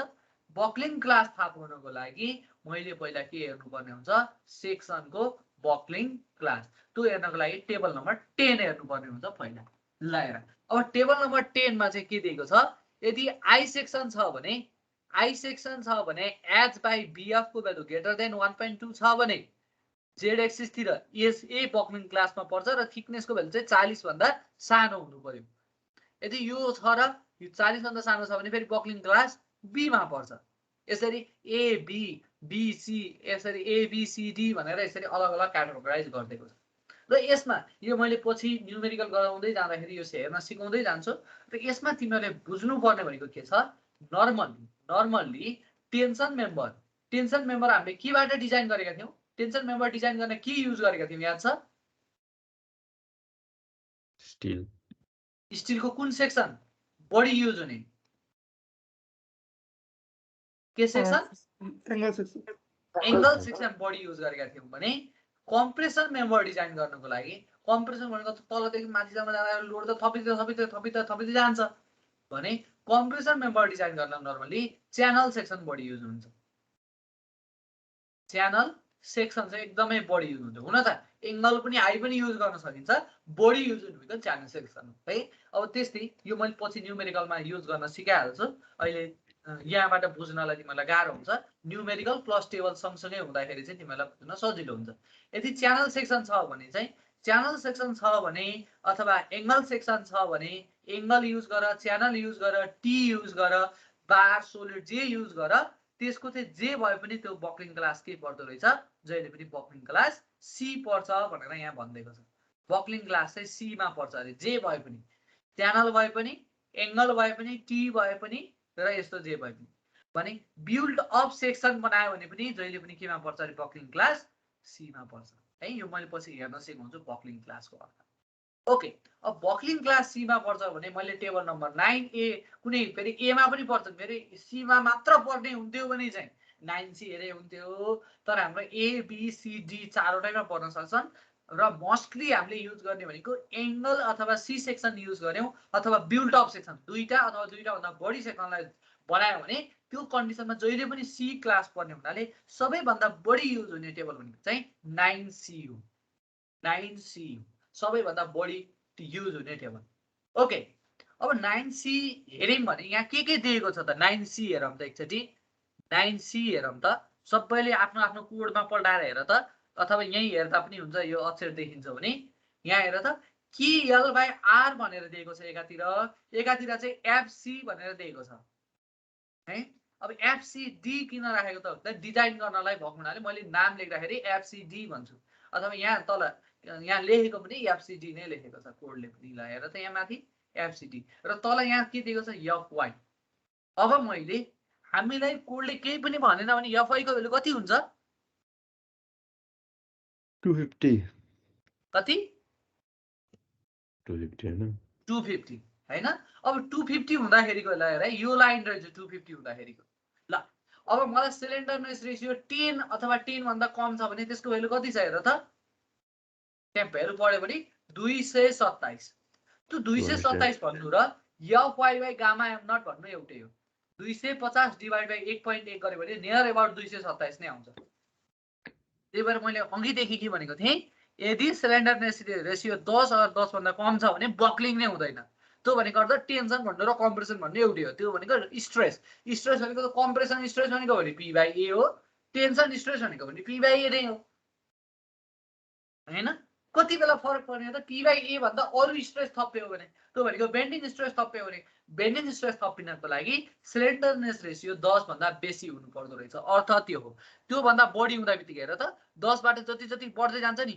अब 10 बाट सिलिन्डरनेस रेशियो 20 भइदियो भने त्यति बेला भ्यालु 224 छ 20 बाट 30 भइदियो भने 211 छ अब हेर है घट्ने रेशियो छिटो हुन्छ 10 बाट 20 मा जाँदाखेरि जम्मा 2 घटेको थियो तर 30 देखि 20 देखि 30 मा जाँदाखेरि यसको घट्ने रेशियो हेर त 13 ले घटेको छ सुरुमा 3 ले घटेको थियो 3 ले 224 र 227 भनेको 3 ले घटेको थियो 10 चेन्ज हुँदाखेरि नेक्स्ट 10 चेन्ज हुँदाखेरि 13 ले घटेको छ नेक्स्ट 10 चेन्ज हुँदाखेरि त 198 र यो गर्दाखेरि 14 15 ले घटेको छ अर्कोमा हेर्यो भने त झनै धेरैले घटेको छ जति जति सिलिन्डरनेस रेशियो बढ्दै जान्छ त्यसको घट्ने भ्यालु चाहिँ के हुन्छ बढ्दै जान्छ तर यसरी हामीलाई टेबलले चाहिँ स्ट्रेस दिन्छ हामीले 9C युज गर्छौं ओके ल यति गरिसकेपछि अब हामी design of the compression member को डिजाइन स्टेपमा पुग्यौं सर मैले डिजाइन स्टेप सर डिस्कस गर्छु एकदमै सजिलो छ कम्प्रेसन मेम्बर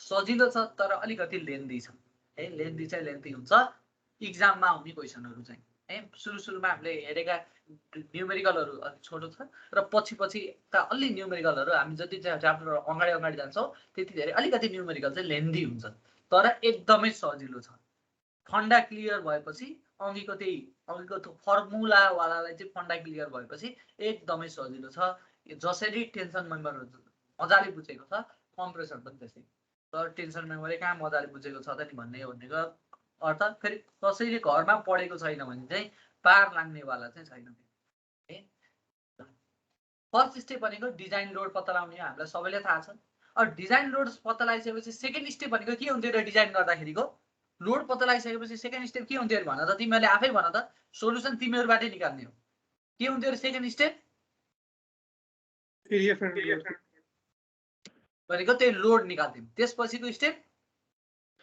परमिसिबल स्ट्रेस निकाल्ने कतिमा उयो हुन्छ हैन भनेको नर्मल क्वेशनमा के नर्मल क्वेशनमा हामीले के गर्थ्यौ रे टेन्सन मेम्बरमा सेक्सन सिलेक्सन गर्थ्यौ सेक्सन हो सेक्सन सिलेक्सन गर्नको लागि हामीले के बुझ्यौं यहाँ चाहिँ के बुझ्यौं सबैले बुझ्नु पर्यो है यो बुझेन भने बुझेन भन्ने यहाँ चाहिँ केमा डिपेन्ड हुँदो रहेछ केएल बाइ आर मा एफसीडी स्ट्रेस डिपेन्ड्स अन केमा डिपेन्ड हुँदो रहेछ यहाँ चाहिँ सिलिन्डरनेस रेशियो हो यति हो यहाँ बुझ्नु पर्यो सिलिन्डरनेस रेशियोमा एफसीडी डिपेन्ड्स हुँदो रहेछ अब यो एफसीडी निकाल्नको लागि मलाई सपोर्ट कन्डिसन र लेन्थ दिएको छ भने आर थाहा नपाइकन मलाई सिलिन्डरनेस रेशियो आउँछ आउँदैन सर आउँदैन सिलिन्डरनेस रेशियो आएन भने मैले एफसीडी निकाल्न सक्छु सक्दैन भनेपछि त अब मैले फेरि एफसीडी नथपाइकन सेक्सन सिलेक्सन गर्न सक्छु सक्दैन भनेपछि के गर्नु पर्ला अब पहिला आर निकाल्ने एउटा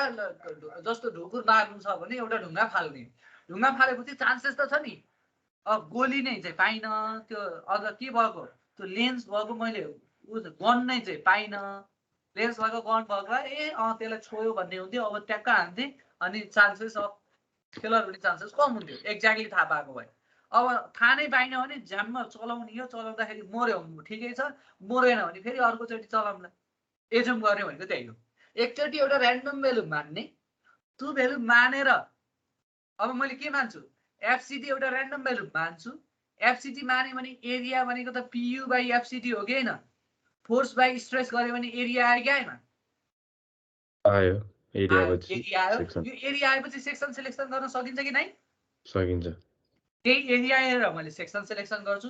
सेक्सन सिलेक्सन गरिसकेपछि त अब त तिमीहरूलाई आर आयो कि आएन फेरि? आयो सर, टेबलबाट आर आयो। आर आयो भने त अब एफसिडी आउने भयो कि भएन? भयो। एफसिडी आउनु। अब यो सुरुमा तिमीहरूले 10 मानेका थियो, अब यो एफसिडी चाहिँ कति आइदियो त? 100 आइदियो। हेर त कति ठुलो मानेका, कति सानो मानेका रहेछ भनेपछि अब के हुन्छ? ओभरसेप भइदिन्छ। फेरि के गर्छौ? नेक्स्ट ट्रायल गर्छौ। अब के गर्ने? सेक्सनलाई घटाएर नेक्स्ट ट्रायल गर्छौ। यसमा ट्रायल एन्ड इरर नै यही स्टेपमा हुन्छ। भन्ने गर्दा अरूको भन्दा यसको ट्रायल एन्ड इररमा फेलर हुने चान्सेस चाहिँ छिटो आउँछ। छिटो नै सेक्सनलाई पास गरिदिन्छौँ, आनन्द हुन्छ। यसमा चाहिँ सजिलो चाहिँ त्यो छ। हेर टेन्सन मेम्बरमा जस्तो पछि पछि चेक गर्दै गर्दै जाँदाखेरि फेलर गराउनु पर्दैन। र यसमा हामीले रप्चर हुनलाई के हुनुपर्छ? रप्चर चेक गर्नुपर्छ कम्प्रेसन मेम्बरमा। रप्चर कति बेला हुने हो? कपीको पेजलाई दुईटा पाल पार सबैले। मैले भनेको मान्ने होइन कि कपीको पेजलाई दुईटालाई भनेको मान्ने होइन भनेर यो चाहिँ नमान्ने भनेको होइन। ए सरले भन्नुभएको थियो त्यही भएर हुन्छ भन्ने होइन कि, आफूले प्र्याक्टिकल गर्ने। कपीको पेजलाई दुईटा ठाउँमा पाल पार, एकचोटि तान एकचोटि खुम्छ। कम्प्रेसन लोड लाऊ, एकचोटि टेन्सन लोड लाऊ। कम्प्रेसन लोड लाउँदाखेरि त्यो च्यातिन्छ? च्यातिँदैन सर।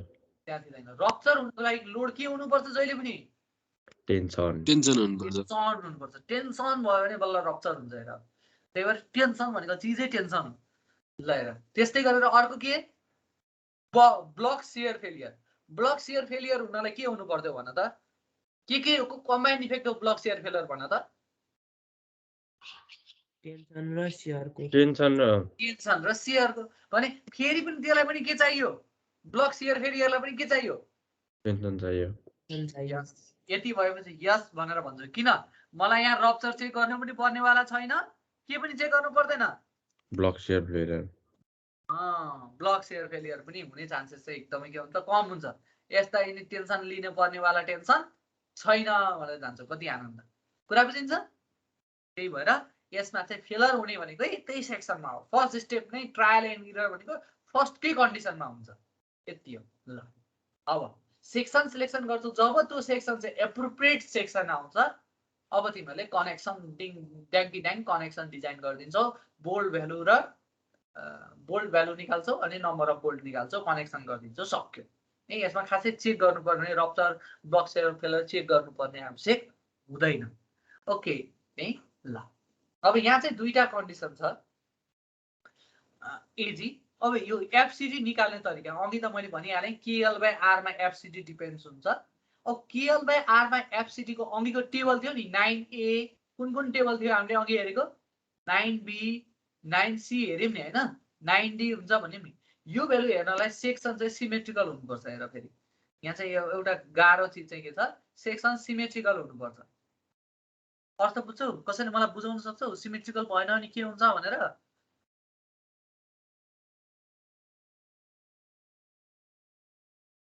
सेक्सन सिमेट्रिकल भएन भने त्यसको नर्मल एक्सिस भन्दा अरू एक्सिसमा पनि त्यो बेन्ड हुन सक्छ। त्यही भएर सिमेट्रिकल सेक्सन छ भने चाहिँ त्यो टेबलबाट डाइरेक्टली एफसिडी आउँछ। सेक्सन सिमेट्रिकल छैन भने हामीले टेबल युज गर्न पाउँदैनौँ। जस्तो एंगल सेक्सन छ, भने हामीले टेबल युज गर्न पाउँदैनौँ। टेबल युज गर्न नपाए पनि कति सजिलो छ, फर्मुला युज गर्छौँ। त्यो टेबल त कतै कतै फर्मुलाबाट बनेको छ। त्यो टेबल बनाउने एउटा कन्सेप्ट त छ नि। त्यतिकै 10 छ भने 227, 20 छ भने 224 भनेर त कसैले त दिएको त होइन। जसलाई जति मन लाग्यो त्यति दिएको त होइन। भने त्यो 220, 227, 224 आउन डिराइभ गर्ने एउटा फर्मुलाजहरू छन्, इम्पेरिकल फर्मुलाजहरू छन्। त्यो फर्मुला युज गर्न सकिन्छ यदि सिमेट्रिकल छैन भने। त्यही भएर सेक्सनलाई पहिला सिमेट्रिकल छ कि छैन भन्ने थाहा पाउनुपर्ने हुन्छ। सिमेट्रिकल छ भने यो टेबल युज गर्न पाउँछौँ, सिमेट्रिकल छैन भने चाहिँ हामीले फर्मुला युज गर्छौँ। फर्मुला पनि हामीलाई यहाँ टेबलमा के अरे क्लज नम्बर 7.1.2.1 मा दिएको छ। फर्मुला एफसिडी निकाल्ने फर्मुला हेर त, Fy/Γ0 divided by 5 plus 5 square minus lambda square को पावर 0.5 भनेर। यो भ्यालु भनेको Fy/Γ0 भन्दा जहिले पनि सानो नै हुन्छ। किन? यो तलको भ्यालुले डिवाइड गरेपछि यो डिवाइड गर्ने भ्यालु चाहिँ जहिले पनि 1 भन्दा बेसी आउँछ। त्यो कारणले गर्दाखेरि Fy/Γ0 को भ्यालु त जहिले पनि कम आउँछ। ओके अब यहाँ हेऱ्यो नि एफआई थाहा छ, गामा एम नट थाहा छ, थाहा नभएको तिमीहरूलाई फाइ र लेम्डा हो। अब फाइ र लेम्डा निकाल्ने तल फर्मुला छ। फाइ निकाल्नको लागि 0.5 1 plus alpha lambda minus 0.2 plus lambda square भनेर। अब चाहियो लेम्डा। अब लेम्डा निकाल्ने फेरि फर्मुला छ। यहाँ अल्फा र लेम्डा छ। अल्फा र लेम्डा निकाल्नको लागि टेबल नम्बर 7 मा गयो भने अल्फाको भ्यालु आउँछ र लेम्डाको भ्यालु निकाल्नलाई तल फेरि अर्को फर्मुला छ। अब यही फर्मुला युज गर्दै गयो भने तिमीहरूको के आउँछ? एफसीडी आउँछ। इजी छ तर टेबल जस्तै युज गर्न नपाइने। यही दुईटा कन्डिसन छ। र अब हामीले के गर्छौँ? एफसीडी एक्ज्याक्टली निकालिसकेपछि अनि हामीले लोड क्याल्कुलेसन गर्छौँ र जहिले पनि के हुनु पर्यो? पी र पीयू को भ्यालु, पीयू भन्दा त्यसको क्यापेसिटी चाहिँ जहिले पनि धेरै हुनु पर्यो। तर धेरै नै ठुलो भयो भने पनि हामीले के गर्छौँ? धेरै नै ठुलो भयो भने पनि नेक्स्ट ट्रायल गर्छौँ र सानो भयो भने पनि के गर्छौँ? नेक्स्ट ट्रायल गर्छौँ अनि कनेक्सन डिजाइन गर्छौँ र डिटेलिङ गरिदिन्छौँ। सक्यो। त्यसमा रप्चर र ब्लक सेयर फेलियर चेक गर्नुपर्ने आवश्यक हुँदैन। अब बिल्ड अप सेक्सन भन्ने छ। बिल्ड अप सेक्सन चाहिँ मैले पढाउन भन्दा पहिला एउटा सिम्पल यसको न्युमेरिकलको आइडिया मात्र बुझाउँछु। अहिलेसम्म पढेको थ्योरीको बुझ्ने तरिका मात्र बुझाउँछु, एकदमै सजिलो तरिकाले है। मैले बिल्ड अप सेक्सन भनेको दुईटा अथवा दुईटा भन्दा बढी सेक्सनको भएको चाहिँ मैले अहिले पढाइन, त्यसको थ्योरी बाँकी छ। तर त्यो भन्दा पहिला अहिलेसम्म पढेको पार्टलाई चाहिँ क्लियर गरौँ। ओके ल हेर है, एउटा सिम्पल न्युमेरिकल छ। Design a single angle section to carry a factor compression load of 200 kilonewton. Factor load दिएको छ। The centre to centre distance between the connection is 2 metre. Centre to centre distance चाहिँ कति metre छ अरे? 2 metre length. 2 metre छ अरे। 2 metre छ। Assume that the end connection is done by at least 2 bolts. दुईटा बोल्टबाट चाहिँ इन कनेक्सन गरेको छ अरे है। Design the end connection also. End connection पनि डिजाइन गर भनेको छ। बोल्ट भ्यालु निकालेर नम्बर अफ बोल्ट पनि निकाल भनेको छ। एटलिस्ट दुईटा भन्दा बढी जतिवटा पनि हुन सक्छन्, तर एटलिस्ट दुईटा बोल्ट चाहिँ राख भनेको छ। The grade of the still is 250। अब ल हेर है, यहाँ सबैभन्दा फर्स्टमा हामीलाई के दियो हेर्दै जाम है। क्वेसन पढ्दाखेरि सधैँ सोलुसन आउँछ भन्ने छैन। पहिला क्वेसन पढेपछि डाटा टिपिहाल्ने। के दिएको छ? पीयू दिएको छ, फ्याक्टर कम्प्रेसन भनेर। कति दिएकै छ? 250। लेन्थ दिएको छ 2 मिटर भनेर। दुईवटा नम्बर अफ बोल्ट भनेको कनेक्सनको कुरा दियो होला। अहिले मलाई मतलब छैन, कनेक्सनको कुरा हो त्यो है। अब मलाई चाहिएको छ सेक्सन सिलेक्सन। सेक्सन सिलेक्सन गर्नलाई केएल बाई आर चाहिन्थ्यो। आर छैन, त्यही भएर सेक्सन सिलेक्सन सुरुमा गर्न सक्दैन। त्यसको लागि के मान्नुपर्छ भनेको हामीले? एफसीडी। अब एफसीडी मान्नु पर्यो। अब एफसीडी मान्दाखेरि ल हेर है, यहाँसम्म ठिक छ। अब एफसीडी मान्दाखेरि कति मान्ने त भन्दा सुरुमा त साह्रै हान्ने त हो नि है, साह्रै हान्ने। तर अब के चाहिँ हुन सक्छ? अलिकति धेरैचोटि कसैले ढुङ्गाले नै ढुकुर मारेको छ भने अथवा ढुङ्गाले नै चराहरू मारेको छ भने त्यसले चाहिँ त्यही ढुङ्गाले हान्यो भने पनि त्यसले चाहिँ मार्न सक्छ। तर कसैले फर्स्ट टाइम चाहिँ ढुङ्गा फालेको छ भने चान्सेस चाहिँ के हुन्छ? फर्स्ट टाइम हान्दाखेरि पनि मर्न त सक्छ, तर चान्सेस चाहिँ के हुन्छ? कम हुन्छ। यहीबाट हो हामीलाई एक्सपिरियन्स भन्ने टर्म युज हुने। जे चिजमा पनि एक्सपिरियन्स काउन्ट हुने यही भएर हो। भनेको अर्थ एक्सपिरियन्स कस्तो बेलामा चाहिँदो रहेछ है? एक्सपिरियन्स कस्तो बेलामा चाहिँदो रहेछ? जति बेलामा प्रपर इन्फर्मेसन छैन। एक्सपिरियन्स भन्यो भने कोही मान्छे चाहिँ के अरे एक्सपिरियन्स छैन भनेर हामी आत्तिनु पर्दो रहेनछ। जसको चाहिँ प्रपर त्यसको थ्योरिटिकल नलेज एकदमै हाइली इन्फर्मेसन लिएको छ त्यसलाई चाहिँ एक्सपिरियन्स आवश्यक कम पर्दो रहेछ भन्ने कुरा बुझ्यौ नि हैन? डिजाइनबाट पनि बुझ्यो सर। बुझ्यो। ल अब यहाँ मैले बुझाउँछु। अब एफसीडी को भ्यालु चाहिँ कति मान्ने त? अब तिमीहरूले बुझिहाल्यो 227 छ सबैभन्दा ठुलो भ्यालु। यो भन्दा बढी मान्न पाइन्न। यी 250 भएपछि सबभन्दा ठुलो भ्यालु कति थियो? टेबल हेर्यौ नि हैन? हेर त सबैभन्दा ठुलो भ्यालु कति छ? यहाँ हेर है, एकचोटि फेरि मैले त्यहाँ लगाएँ। सबैभन्दा ठुलो भ्यालु हेर त। सबैभन्दा ठुलो भ्यालु कति छ? 227 छ। सबैभन्दा सानो भ्यालु हेर्यौ भने यहाँ तल गएर सबैभन्दा सानो भ्यालु हेर्यौ भने सबैभन्दा सानो भ्यालु हेर्यौ भने कतिसम्म पनि छ? हेर त 30.6। 30 देखि 227 सम्म कुनै पनि भ्यालु पोसिबल छ एफसीडी को भ्यालु। मैले भनेको कुरा बुझ्यौ? सिलिन्डरनेस 24 रेसियो कम आयो भने 227 पनि छ। सिलिन्डरनेस रेसियो बेसी आयो भने कति पनि छ 30 को भ्यालु पनि आउन सक्छ त्यही एउटै मेम्बरको लागि। भनेपछि अब फर्स्ट ट्रायल के गर्ने, यो त कागै हान्ने नै हो, तर मोस्ट अफ द केसमा चाहिँ हामीले 100 देखि 150 सम्म मानेको हुन्छ, तर त्यसैमा पर्छ भन्ने चाहिँ छैन। त्यही ठाउँमा मैले तिमीलाई फर्स्ट ट्रायलमा चाहिँ जहिले पनि 100 देखि 150 मान अथवा 80 देखि 110 सम्म मान भनेर मैले भन्छु हैन, यस्तै मान भन्छु। तर यो 2 मिटर लेखेको ठाउँमा क्वेशनले चाहिँ फर्स्ट ट्रायलमा 1 मिटर भनेर दियो भने अब यसको भ्यालु चाहिँ चेन्ज हुन्छ के। त्यसको लागि चाहिँ तिमीहरूले न्युमेरिकल गरेर थाहा पाउने हो। ए लेन्थमा थोरै छ भने त सिलिन्डरनेस रेसियो के हुन्छ, लेन्थ थोरै दिएको छ भने सिलिन्डरनेस रेसियो के हुन्छ, कम हुन्छ।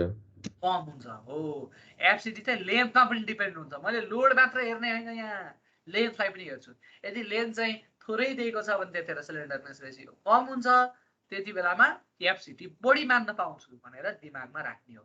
त्यतिसम्म चाहिँ लोजिक सोच्न सक्यो भने राम्रो, हैन भने ट्रायल गर्ने। ल मैले अहिले ट्रायल गरेँ, एफसिटी को भ्यालु 100 न्युटन पर एमएम स्क्वायर माने, लोड दिएको छ एफसिटी आयो, एरिया आयो क्या हैन, पीयू बाइ एफसिटी पीयू बाइ भनेको 200 इन्टु न्युटनमा लागेको 1000 डिवाइडेड बाइ 100, यसलाई क्यान्सल कति आयो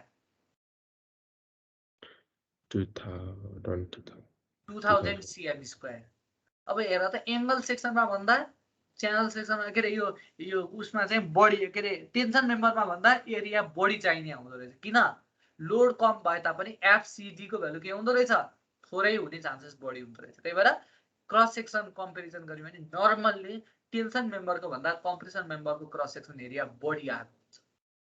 ओके, हामीले त्यो फाइन्डिङहरु पनि दिमागमा कतै कतै राख्नुपर्छ। मैले सकेसम्म मेम्बरहरु डिजाइन गर्दाखेरि टेन्सन आउने मेम्बर बढी बनाउन सके भने राम्रो हुन्छ। कुनै पनि structure design, still structure design गर्दाखेरि टेन्सन आउने मेम्बर बनायो भने कम्प्रेसन निकाल्न भन्दा टेन्सन बनाउन, कुनै पनि मेम्बरलाई चाहिँ टेन्सन बनाउन खोज्यो भने राम्रो हुन्छ भनेर दिमागमा राख्न सक्छौं। एउटा हामीलाई यो फाइन्डिङ हो। ओके ल, अब 2000 आयो भने मैले स्टिल टेबल हेर्न सके कि सकिन? अब स्टिल टेबल हेर, सक्यो। स्टिल टेबल हेर है, एकदमै सजिलो छ हेर, केही गाह्रो छैन। ल हेर है, यहाँ नोट, यसमा एरिया बढाएर हेर्नु पर्दैन, यस्तो मजाले लेखेको छ। किन, कसरी भन्छ यसलाई किन एरिया बढाउनु पर्दैन? यहाँ मैले लेखिदिएको रहेछु। ल हेर, किनकि के तिमीलाई यो कसरी 100 मान भनेर कसरी भनेको थियो, तिमीलाई ठुलो सेक्सन निकाल्नु पर्ने थियो भने कति मान्दिएको भए हुन्थ्यो? 120। ठुलो सेक्सन निकाल्नु पर्ने थियो भने 120 माने 120 हैन 90 90 मान्दिएको भए त भइहाल्थ्यो नि। तिमीलाई ठुलो नै चाहिएको छ, त्यो भन्नुको अर्थ एफसिटी यहाँ एक्ज्याक्ट भ्यालु नै होइन, त्यही भएर यहाँ बढाउनु आवश्यक नै छैन। पहिला चाहिँ किन बढाएको सर जान्ने भएर भन्यो भने त्यो FY by gamma M naught त्यहाँ एक्ज्याक्ट भ्यालु, यो भ्यालु भन्दा घट्न पनि पाउँदैन, यो भ्यालु भन्दा बढ्न पनि पाउँदैन। त्यही भएर त्यहाँ चाहिँ बढाउनु पर्ने हुन्थ्यो। तर यहाँ चाहिँ यो 100 भनेको र्यान्डम भ्यालु हो, र्यान्डम भ्यालु मानेको छ, अझै पनि मैले बढी निकाल्छु भनेर किन फुर्ती लाउनु? त्यसको लागि त आफै निकाले भयो नि, हैन र? आफै एफसिटी ठुलो माने भयो नि। कुरा बुझ्यौ? क्लियर छ फन्डा? क्लियर छ? सर अब त्यति भएपछि सेक्सन सिलेक्सन गरौँ। कति छ? 20 को छ। मैले 20 भन्दा ठुलो सेक्सन युज गरे, 90 90 12 90 90 12। ठुलै राख्नुपर्छ भन्ने छैन, यहाँ 90 90 10 को चुज गरे पनि हुन्छ। किन, यो 20 छ भने मैले यो भन्दा सानै चुज गरे पनि हुन्छ। किन, त्यो हामीले अगाडि 100 त एजुम मात्र गरे हुन्छ। हो 120 पनि हुन सक्थ्यो। त्यही भएर यहाँ चाहिँ ट्रायल हो। तर 100 सानो चुज गर्नको लागि किन 100 मानेको त भनेर हामीले घटाएर पनि खासै हेर्दैनौँ, धेरै बढाएर पनि हेर्दैनौँ। जे भ्यालु छ त्यसको नजिकको भ्यालु मात्र खोज्छौँ। कुरा बुझिन्छ?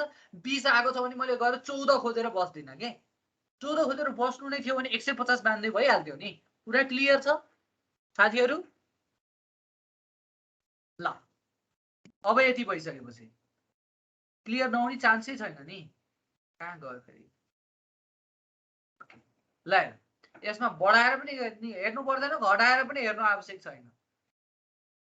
लेट्स ट्राई के एंगल 70 70 12 त्यो चाहिँ 20.2 cm स्क्वायर ग्रेटर देन 20 यो ग्रेटर देन 20 लेख्नुको आवश्यकता छैन है ओके सिधै चुज गर्दै हुन्छ है त्यसको आवश्यकता छैन अब यति भएपछि अब calculation of actual compression stress अब एंगल सेक्सन सिमेट्रिकल हुन्छ र हाकिमहरु यो सिमेट्रिकल छ छैन छैन भनेपछि अब मैले के युज गर्न पाउँदिन त्यो टेबल युज गर्न पाउँदिन टेबल अब के युज गर्छु फर्मुला फर्मुला एकदमै सजिलो छ फेरि फर्मुलामा गाह्रो छैन एउटा निकाल्न भन्छ अर्को त्यो निकाल्नलाई अर्को निकाल्नु पर्छ त्यो निकाल्न फेरि अर्को निकाल्नु पर्छ भनेको सिरिज अफ इक्वेसन युज गर्यो भने मजाले आउँछ है कोड हेर्नु पर्यो अब कोडलाई तिमीहरूले त्यहाँ पल्टाउँदै जाँदाखेरि पनि हुन्छ नत्र मैले तिमीहरूलाई त्यति दुःख पनि दिन्न सुई सुई यहीँ कोडहरू जे चाहिन्छ यहीँ राखिदिएको छु तर तिमीहरूले कोड हेरेर प्र्याक्टिस गर्ने यहाँ मैले लेखेको हेरेर प्र्याक्टिस गर्ने चाहिँ होइन इक्जाममा त कोड लिएर गएर खोज्नुपर्छ ल है त्यसलाई मैले क्लियर गरेँ एफसिटी निकाल्ने फर्मुला थियो त्यही अघिको फर्मुला के FY by gamma M naught divided by 5 plus 5 square minus lambda स्क्वायरको पावर 0.5 ओके अब यो निकाल्नलाई एफवाई थाहा छ गामा एम नट थाहा छ एफवाई को तलको गामा एम नटको भ्यालु जहिले पनि कति हुन्छ अरे 1.1 1.1 एफआई को भ्यालु 250 दिएकै छ अनि यसो माथिको भ्यालु त थाहा थियो फाइ र लेम्डाको भ्यालु थाहा छैन अब फाइ र लेम्डाको भ्यालु निकाल्नु पर्यो फाइ निकाल्नको लागि तलतिर फर्मुला छ तर त्यो फाइ निकाल्नको लागि पनि अल्फा र लेम्डा चाहिन्छ अब अल्फा निकाल्नु पर्यो अल्फा निकाल्नको लागि टेबल नम्बर 7 मा जा भनेको थियो हैन टेबल नम्बर 7 मा जा भनेको थियो 7 मा गए बक्लिङ क्लास सोध्यो बक्लिङ क्लास चाहिँ मैले अघि हेरेको थिएँ नि याद छ एंगल च्यानल जे भए पनि बक्लिङ क्लास के मा पर्थ्यो एंगल च्यानल जे भए पनि बक्लिङ क्लास केमा पर्थ्यो भनेपछि अल्फा मलाई थाहा रहेछ अल्फा यहाँबाट थाहा रहेछ ल यो पनि आयो अब गए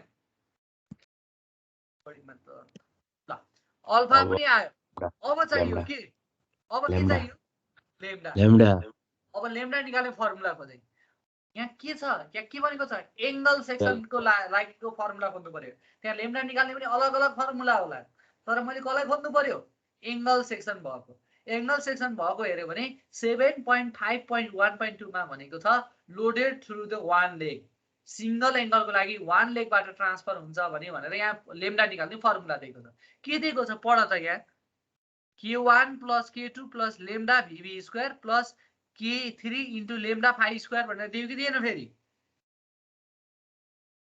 दियो अब फेरि यो लेम्डा निकाल्नलाई फेरि k1 k2 लेम्डा vv र लेम्डा फाइ चाहियो अब लेम्डा vv र लेम्डा फाइ निकाल्नलाई फेरि तल फर्मुला दिएको छ हेर त के दिएको छ l लेन्थ थाहा छ r vv भनेको त्यो rx ry ru र rv भनेर यो स्टिल टेबलमा दिएको छ यो पनि थाहा छ e को भ्यालु 250 बाइ fi को पावर 0.5 भनेको यो पनि थाहा रहेछ e पनि थाहा रहेछ पाइ स्क्वायर थाहा छ यो e यहाँ करेक्सन गर्न त पाउँदैनौ यो e भनेको चाहिँ योम्स मोडुलस हो है यहाँ रङ छ है यो e र यो e एउटै हैन यो भित्रको e भनेको चाहिँ योम्स मोडुलस हो है योम्स मोडुलस हो है योम्स मोडुलस अब यो e को भ्यालु थाहा छ स्टिल राइट 2 × 10 पावर 5 अथवा इन्ट्रोडक्सनको अगाडिको पोपर्टीमै दिएको छ स्टिल टेबलको सुरुमै दिएको छ 250 थाहा छ भनेपछि त लेम्डा vv अब मैले निकाल्न सक्दो रहेछु त्यस्तै गरेर यता b1 र b2 भनेको लेग विड्थ रहेछ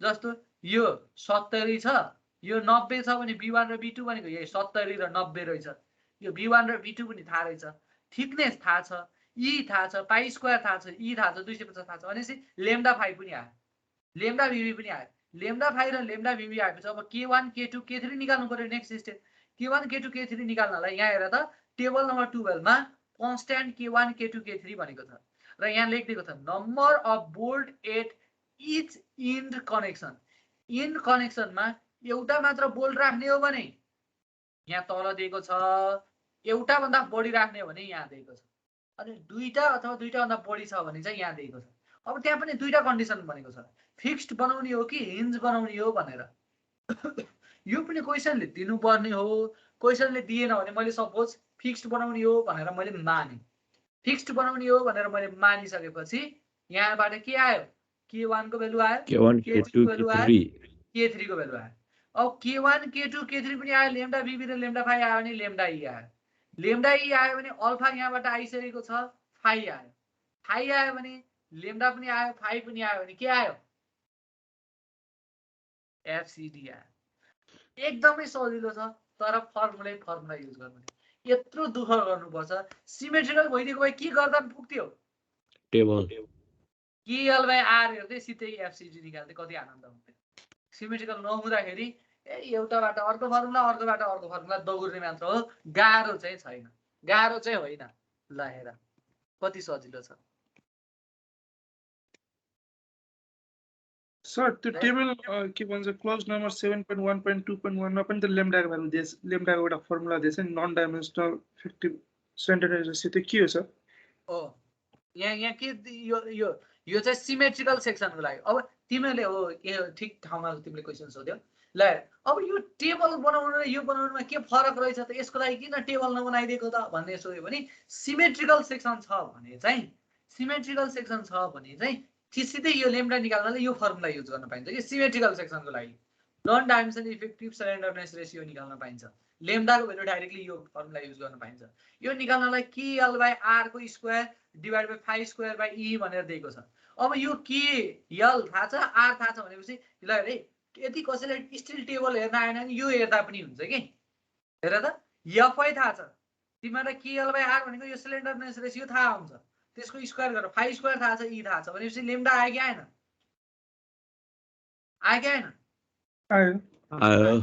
लेम्डा थाहा। अब बक्लिङ क्लास त एबिसिडी थाहा हुन्छ भने एबिसिडी त्यो थाहा पाउँदा बित्तिकै यो सपोज सी रहेछ भने अल्फाको भ्यालु पनि आयो, अल्फा र लेम्डाको भ्यालु आयो भने फाइ आयो कि आएन? आयो। फाइ र अल्फा लेम्डा आयो भने एफसिडी आयो कि आएन?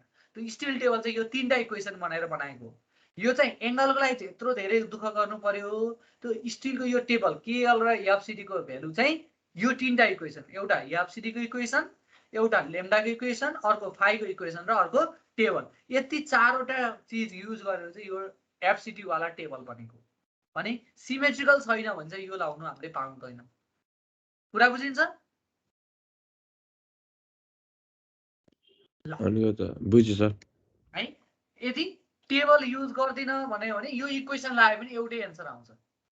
टेबल युज गरे त्यो टेबल भनेको चाहिँ इक्जामलाई छिटो गर्नको लागि दिएको हो, सिमेट्रिकल सेक्सनको लागि। सिमेट्रिकल छैन भने चाहिँ लेम्डा निकाल्न तरिका यो भयो। सिमेट्रिकल एङ्गलको लागि, सिमेट्रिकल भन्दा पनि एङ्गलको लागि यो भयो। सिमेट्रिकल छ भने चाहिँ यो रहेछ, यो निकाल्नु र यो निकालेर तिमीले एफसिडी निकाल्नु र टेबलबाट एफसिडी निकाल्नुको अर्थ के रहेछ त फेरि सेम रहेछ। भने अब मैले यत्रो इक्वेसन लाएर एफसिडी निकाल्नु भन्दा त सिधै टेबल हेर्छु, केएल बाई आर निकाल्छु, अनि के निकाल्छु? एफसिडी निकाल्छु। अनि इक्जाममा चाहिँ हामीले यो फर्मुला युज नगरेर के गर्छौँ? टेबल हेर्छौँ।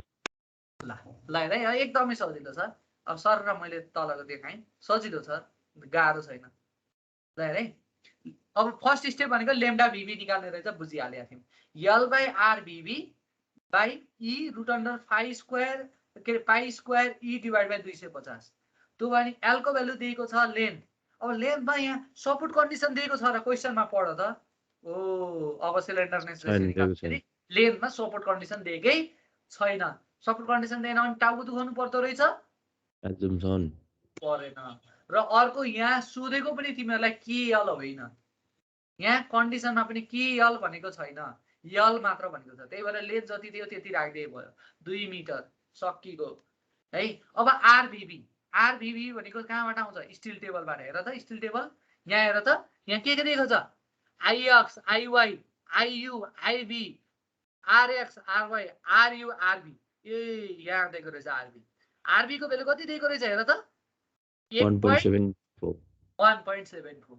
यो सेन्टिमिटर भनेको 17.4। ओके, त्यो भ्यालु पनि त्यही दिएको हुँदो रहेछ। अनि पो मैले पहिला पो हामीलाई चाहिँदो रहेछ नहेरेका रहेछ भन्ने कुरा त्यो पनि तिमीहरूले थाहा पायो। ल हेर, अब तल गएँ म, एकदमै सजिलो छ। 17.4 त्यो पनि आयो। ई को भ्यालु भनेको ई डिभाइड बाई 250 को पावर 0.5, यो त 1 नै भइहाल्यो, यो पनि आइहाल्यो। पाइ स्क्वायर थाहा छ, ई को भ्यालु 2 × 10⁵ तिमीहरू सबैलाई थाहा छ, डिभाइड बाई 250।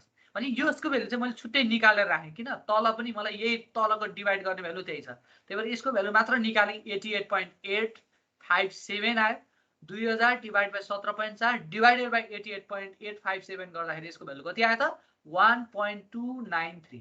अब लेम्डा फाइ निकाल्दाखेरि b1 plus b2 by 2t by यो तलको भ्यालु भनेको यही अघिकै भ्यालु b1 र b2 भनेको लेग विड्थ भनेको छ 90 90 भएपछि दुईटै 90 प्लस 90 भयो 2 इन्टु थिकनेस मैले 12 को युज गरेको त्यही भएर 2 इन्टु 12 गरे यसको भ्यालु आयो 0.0844। ओके ल यिनी दुईटा भ्यालु आएपछि k1 र k2 दुईटा फोल्ड ए ठीक ठीक ठीक ठीक ठीक भन्ने बुझे के बुझे हेर त क्वेशनमा याद छ दुईटा एटलिस्ट दुईटा बोल्ड राख्ने भनेर भनेको थियो याद छ क्वेशनमा याद छ Yes, ओ sir. तु भनेको त किन रहेछ यहाँ यो टेबल हेर्नको लागि एउटा बोल्ड राख्ने कि दुईटा बोल्ड भन्ने यहाँ थाहा पाउनु पर्दो रहेछ यो हेरेर थाहा पाउनु पर्दो रहेछ सर एक्जाममा मलाई त्यो दिएन अब मैले के गर्ने भन्यो भने त्यस्तो कुरा सुन्ने हो मलाई भन्छु कसैले भन्न सक्छौ मैले क्वेशनमा लोड कति दिएको छु 200 किलोन्युटन। अब भन त यसमा मैले यदि यो क्वेशनमा चाहिँ दुईटा अथवा दुईटा भन्दा बढी बोल्ड चाहिन्छ भनेर नभनिदिएको भए मैले कुन मान्ने हुन्थ्यो होला 1 मान्ने कि 2 मान्ने हुन्थ्यो होला यो क्वेशन अनुसार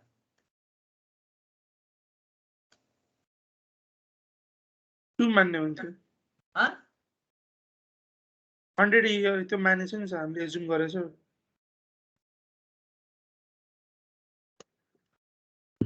भएन कसैले बुझ्यौ तिमीले दिएको लोजिक तिम्रो साथीले चाहिँ बुझ्नु पर्यो है ल अब मैले सर भन्छु ल हेर त तिमीले भिटिभी निकाल्न जानेको छौ कि छैनौ भिटिभी को भ्यालु कति आउँथ्यो याद छ मैले M20 को बोल्ट या क्वेशनमा त बोल्ट कतिको युज गर भनेकै छैन मैले मान्ने हो 4.6 निकालेर 37 तिर आउँथ्यो 37 लाई 200 ले डिभाइड गरेर नम्बर अफ बोल्ट यहाँ एउटा आउँछ र पोसिबल छ छैन एउटा त्यतिसम्म चाहिँ हामी इन्जिनियर भएपछि हुनु पर्यो हाकिमहरु ल हेर त यहाँ एउटा बोल्ट आउन पोसिबल छैन एउटा बोल्ट आउन पोसिबल छैन भने अब मैले दुईटा अथवा बढी मिल्ने भनेको यो बढी चान्सेस मिल्ने यो र जति बेला मैले नम्बर अफ बोल्ट चाहिँ दुईटा भन्दा धेरै युज गर्न सक्छु 4 वटा 5 वटा 6 वटा एउटा मात्र बोल्ट एउटा मात्र औंलाले तिम्रो कपी समात त तिम्रो कपी चाहिँ घुम्छ तर 3-4 वटा औंलाले त्यही कपी समात त कपी अड्डिन्छ भन्नुको अर्थ सिंगल बोल्ट राख्यो भने हिन्जको जस्तो बिहेभियर देखाउँछ भने सिंगल बोल्ट हुँदाखेरि हामीले फिक्स्ड मान्न भन्दा हिन्ज मान्दा राम्रो हुन्छ भने मल्टिपल बोल्टहरु धेरै जति बोल्टहरुको संख्या बढ्दै जान्छ त्यति धेरै हामीले फिक्स सपोर्ट मान्दाखेरि राम्रो हुन्छ अर्थ यति चाहिँ हामीले बुझ्नु पर्ने हुन्छ ओके अहिलेलाई मैले जस्ट के भने नम्बर अफ बोल्ट चाहिँ यदि दिएको छैन भने भिटिभी को भ्यालु तिमीले निकालेको हुन्छौ बोल्टको बेरिङ र सेरिङ भ्यालु निकाल्दा बित्तिकै त्यो भ्यालु हेरेर टोटल लोडलाई डिभाइड गर्दाखेरि एउटा बोल्ट चाहिन्छ कि दुईटा बोल्ट चाहिन्छ कि दुईटा भन्दा बढी चाहिन्छ भन्ने यतिकै थाहा हुन्छ त्यहाँबाट चाहिँ तिमीहरूले k1 k2 को भ्यालु चुज गर्न सक्छौ k1 k2 k3 को भ्यालु चुज गरेपछि लेम्डा आउँछ लेम्डा आएपछि फाइ निकाल्ने हो बक्लिङ क्लास सी छ 0.51 plus alpha lambda minus lambda square गरे त्यसको भ्यालु निकाल्दाखेरि फाइ को भ्यालु निकाले 1.1506 र एफसीटी को भ्यालु निकाले माथिको फर्मुलाबाट एफसीटी को भ्यालु निकाल्दाखेरि कति आयो 127 भने एफसीटी इन्टु एरिया गर्दाखेरि फोर्स कति आयो त 257 ग्रेटर देन कति आयो 200 किलोन्युटन हुन त यो ओभरसेप छ हेर त हुन त यो कति 10-20% भन्दा पनि बढी भइसक्यो निकाल्यो भने अराउन्ड 30% बढी आएछ भने अब मैले सेक्सनलाई रिड्युस गर्ने सेक्सनलाई रिड्युस गर्दाखेरि क्रस सेक्सन एरिया के गर्ने रे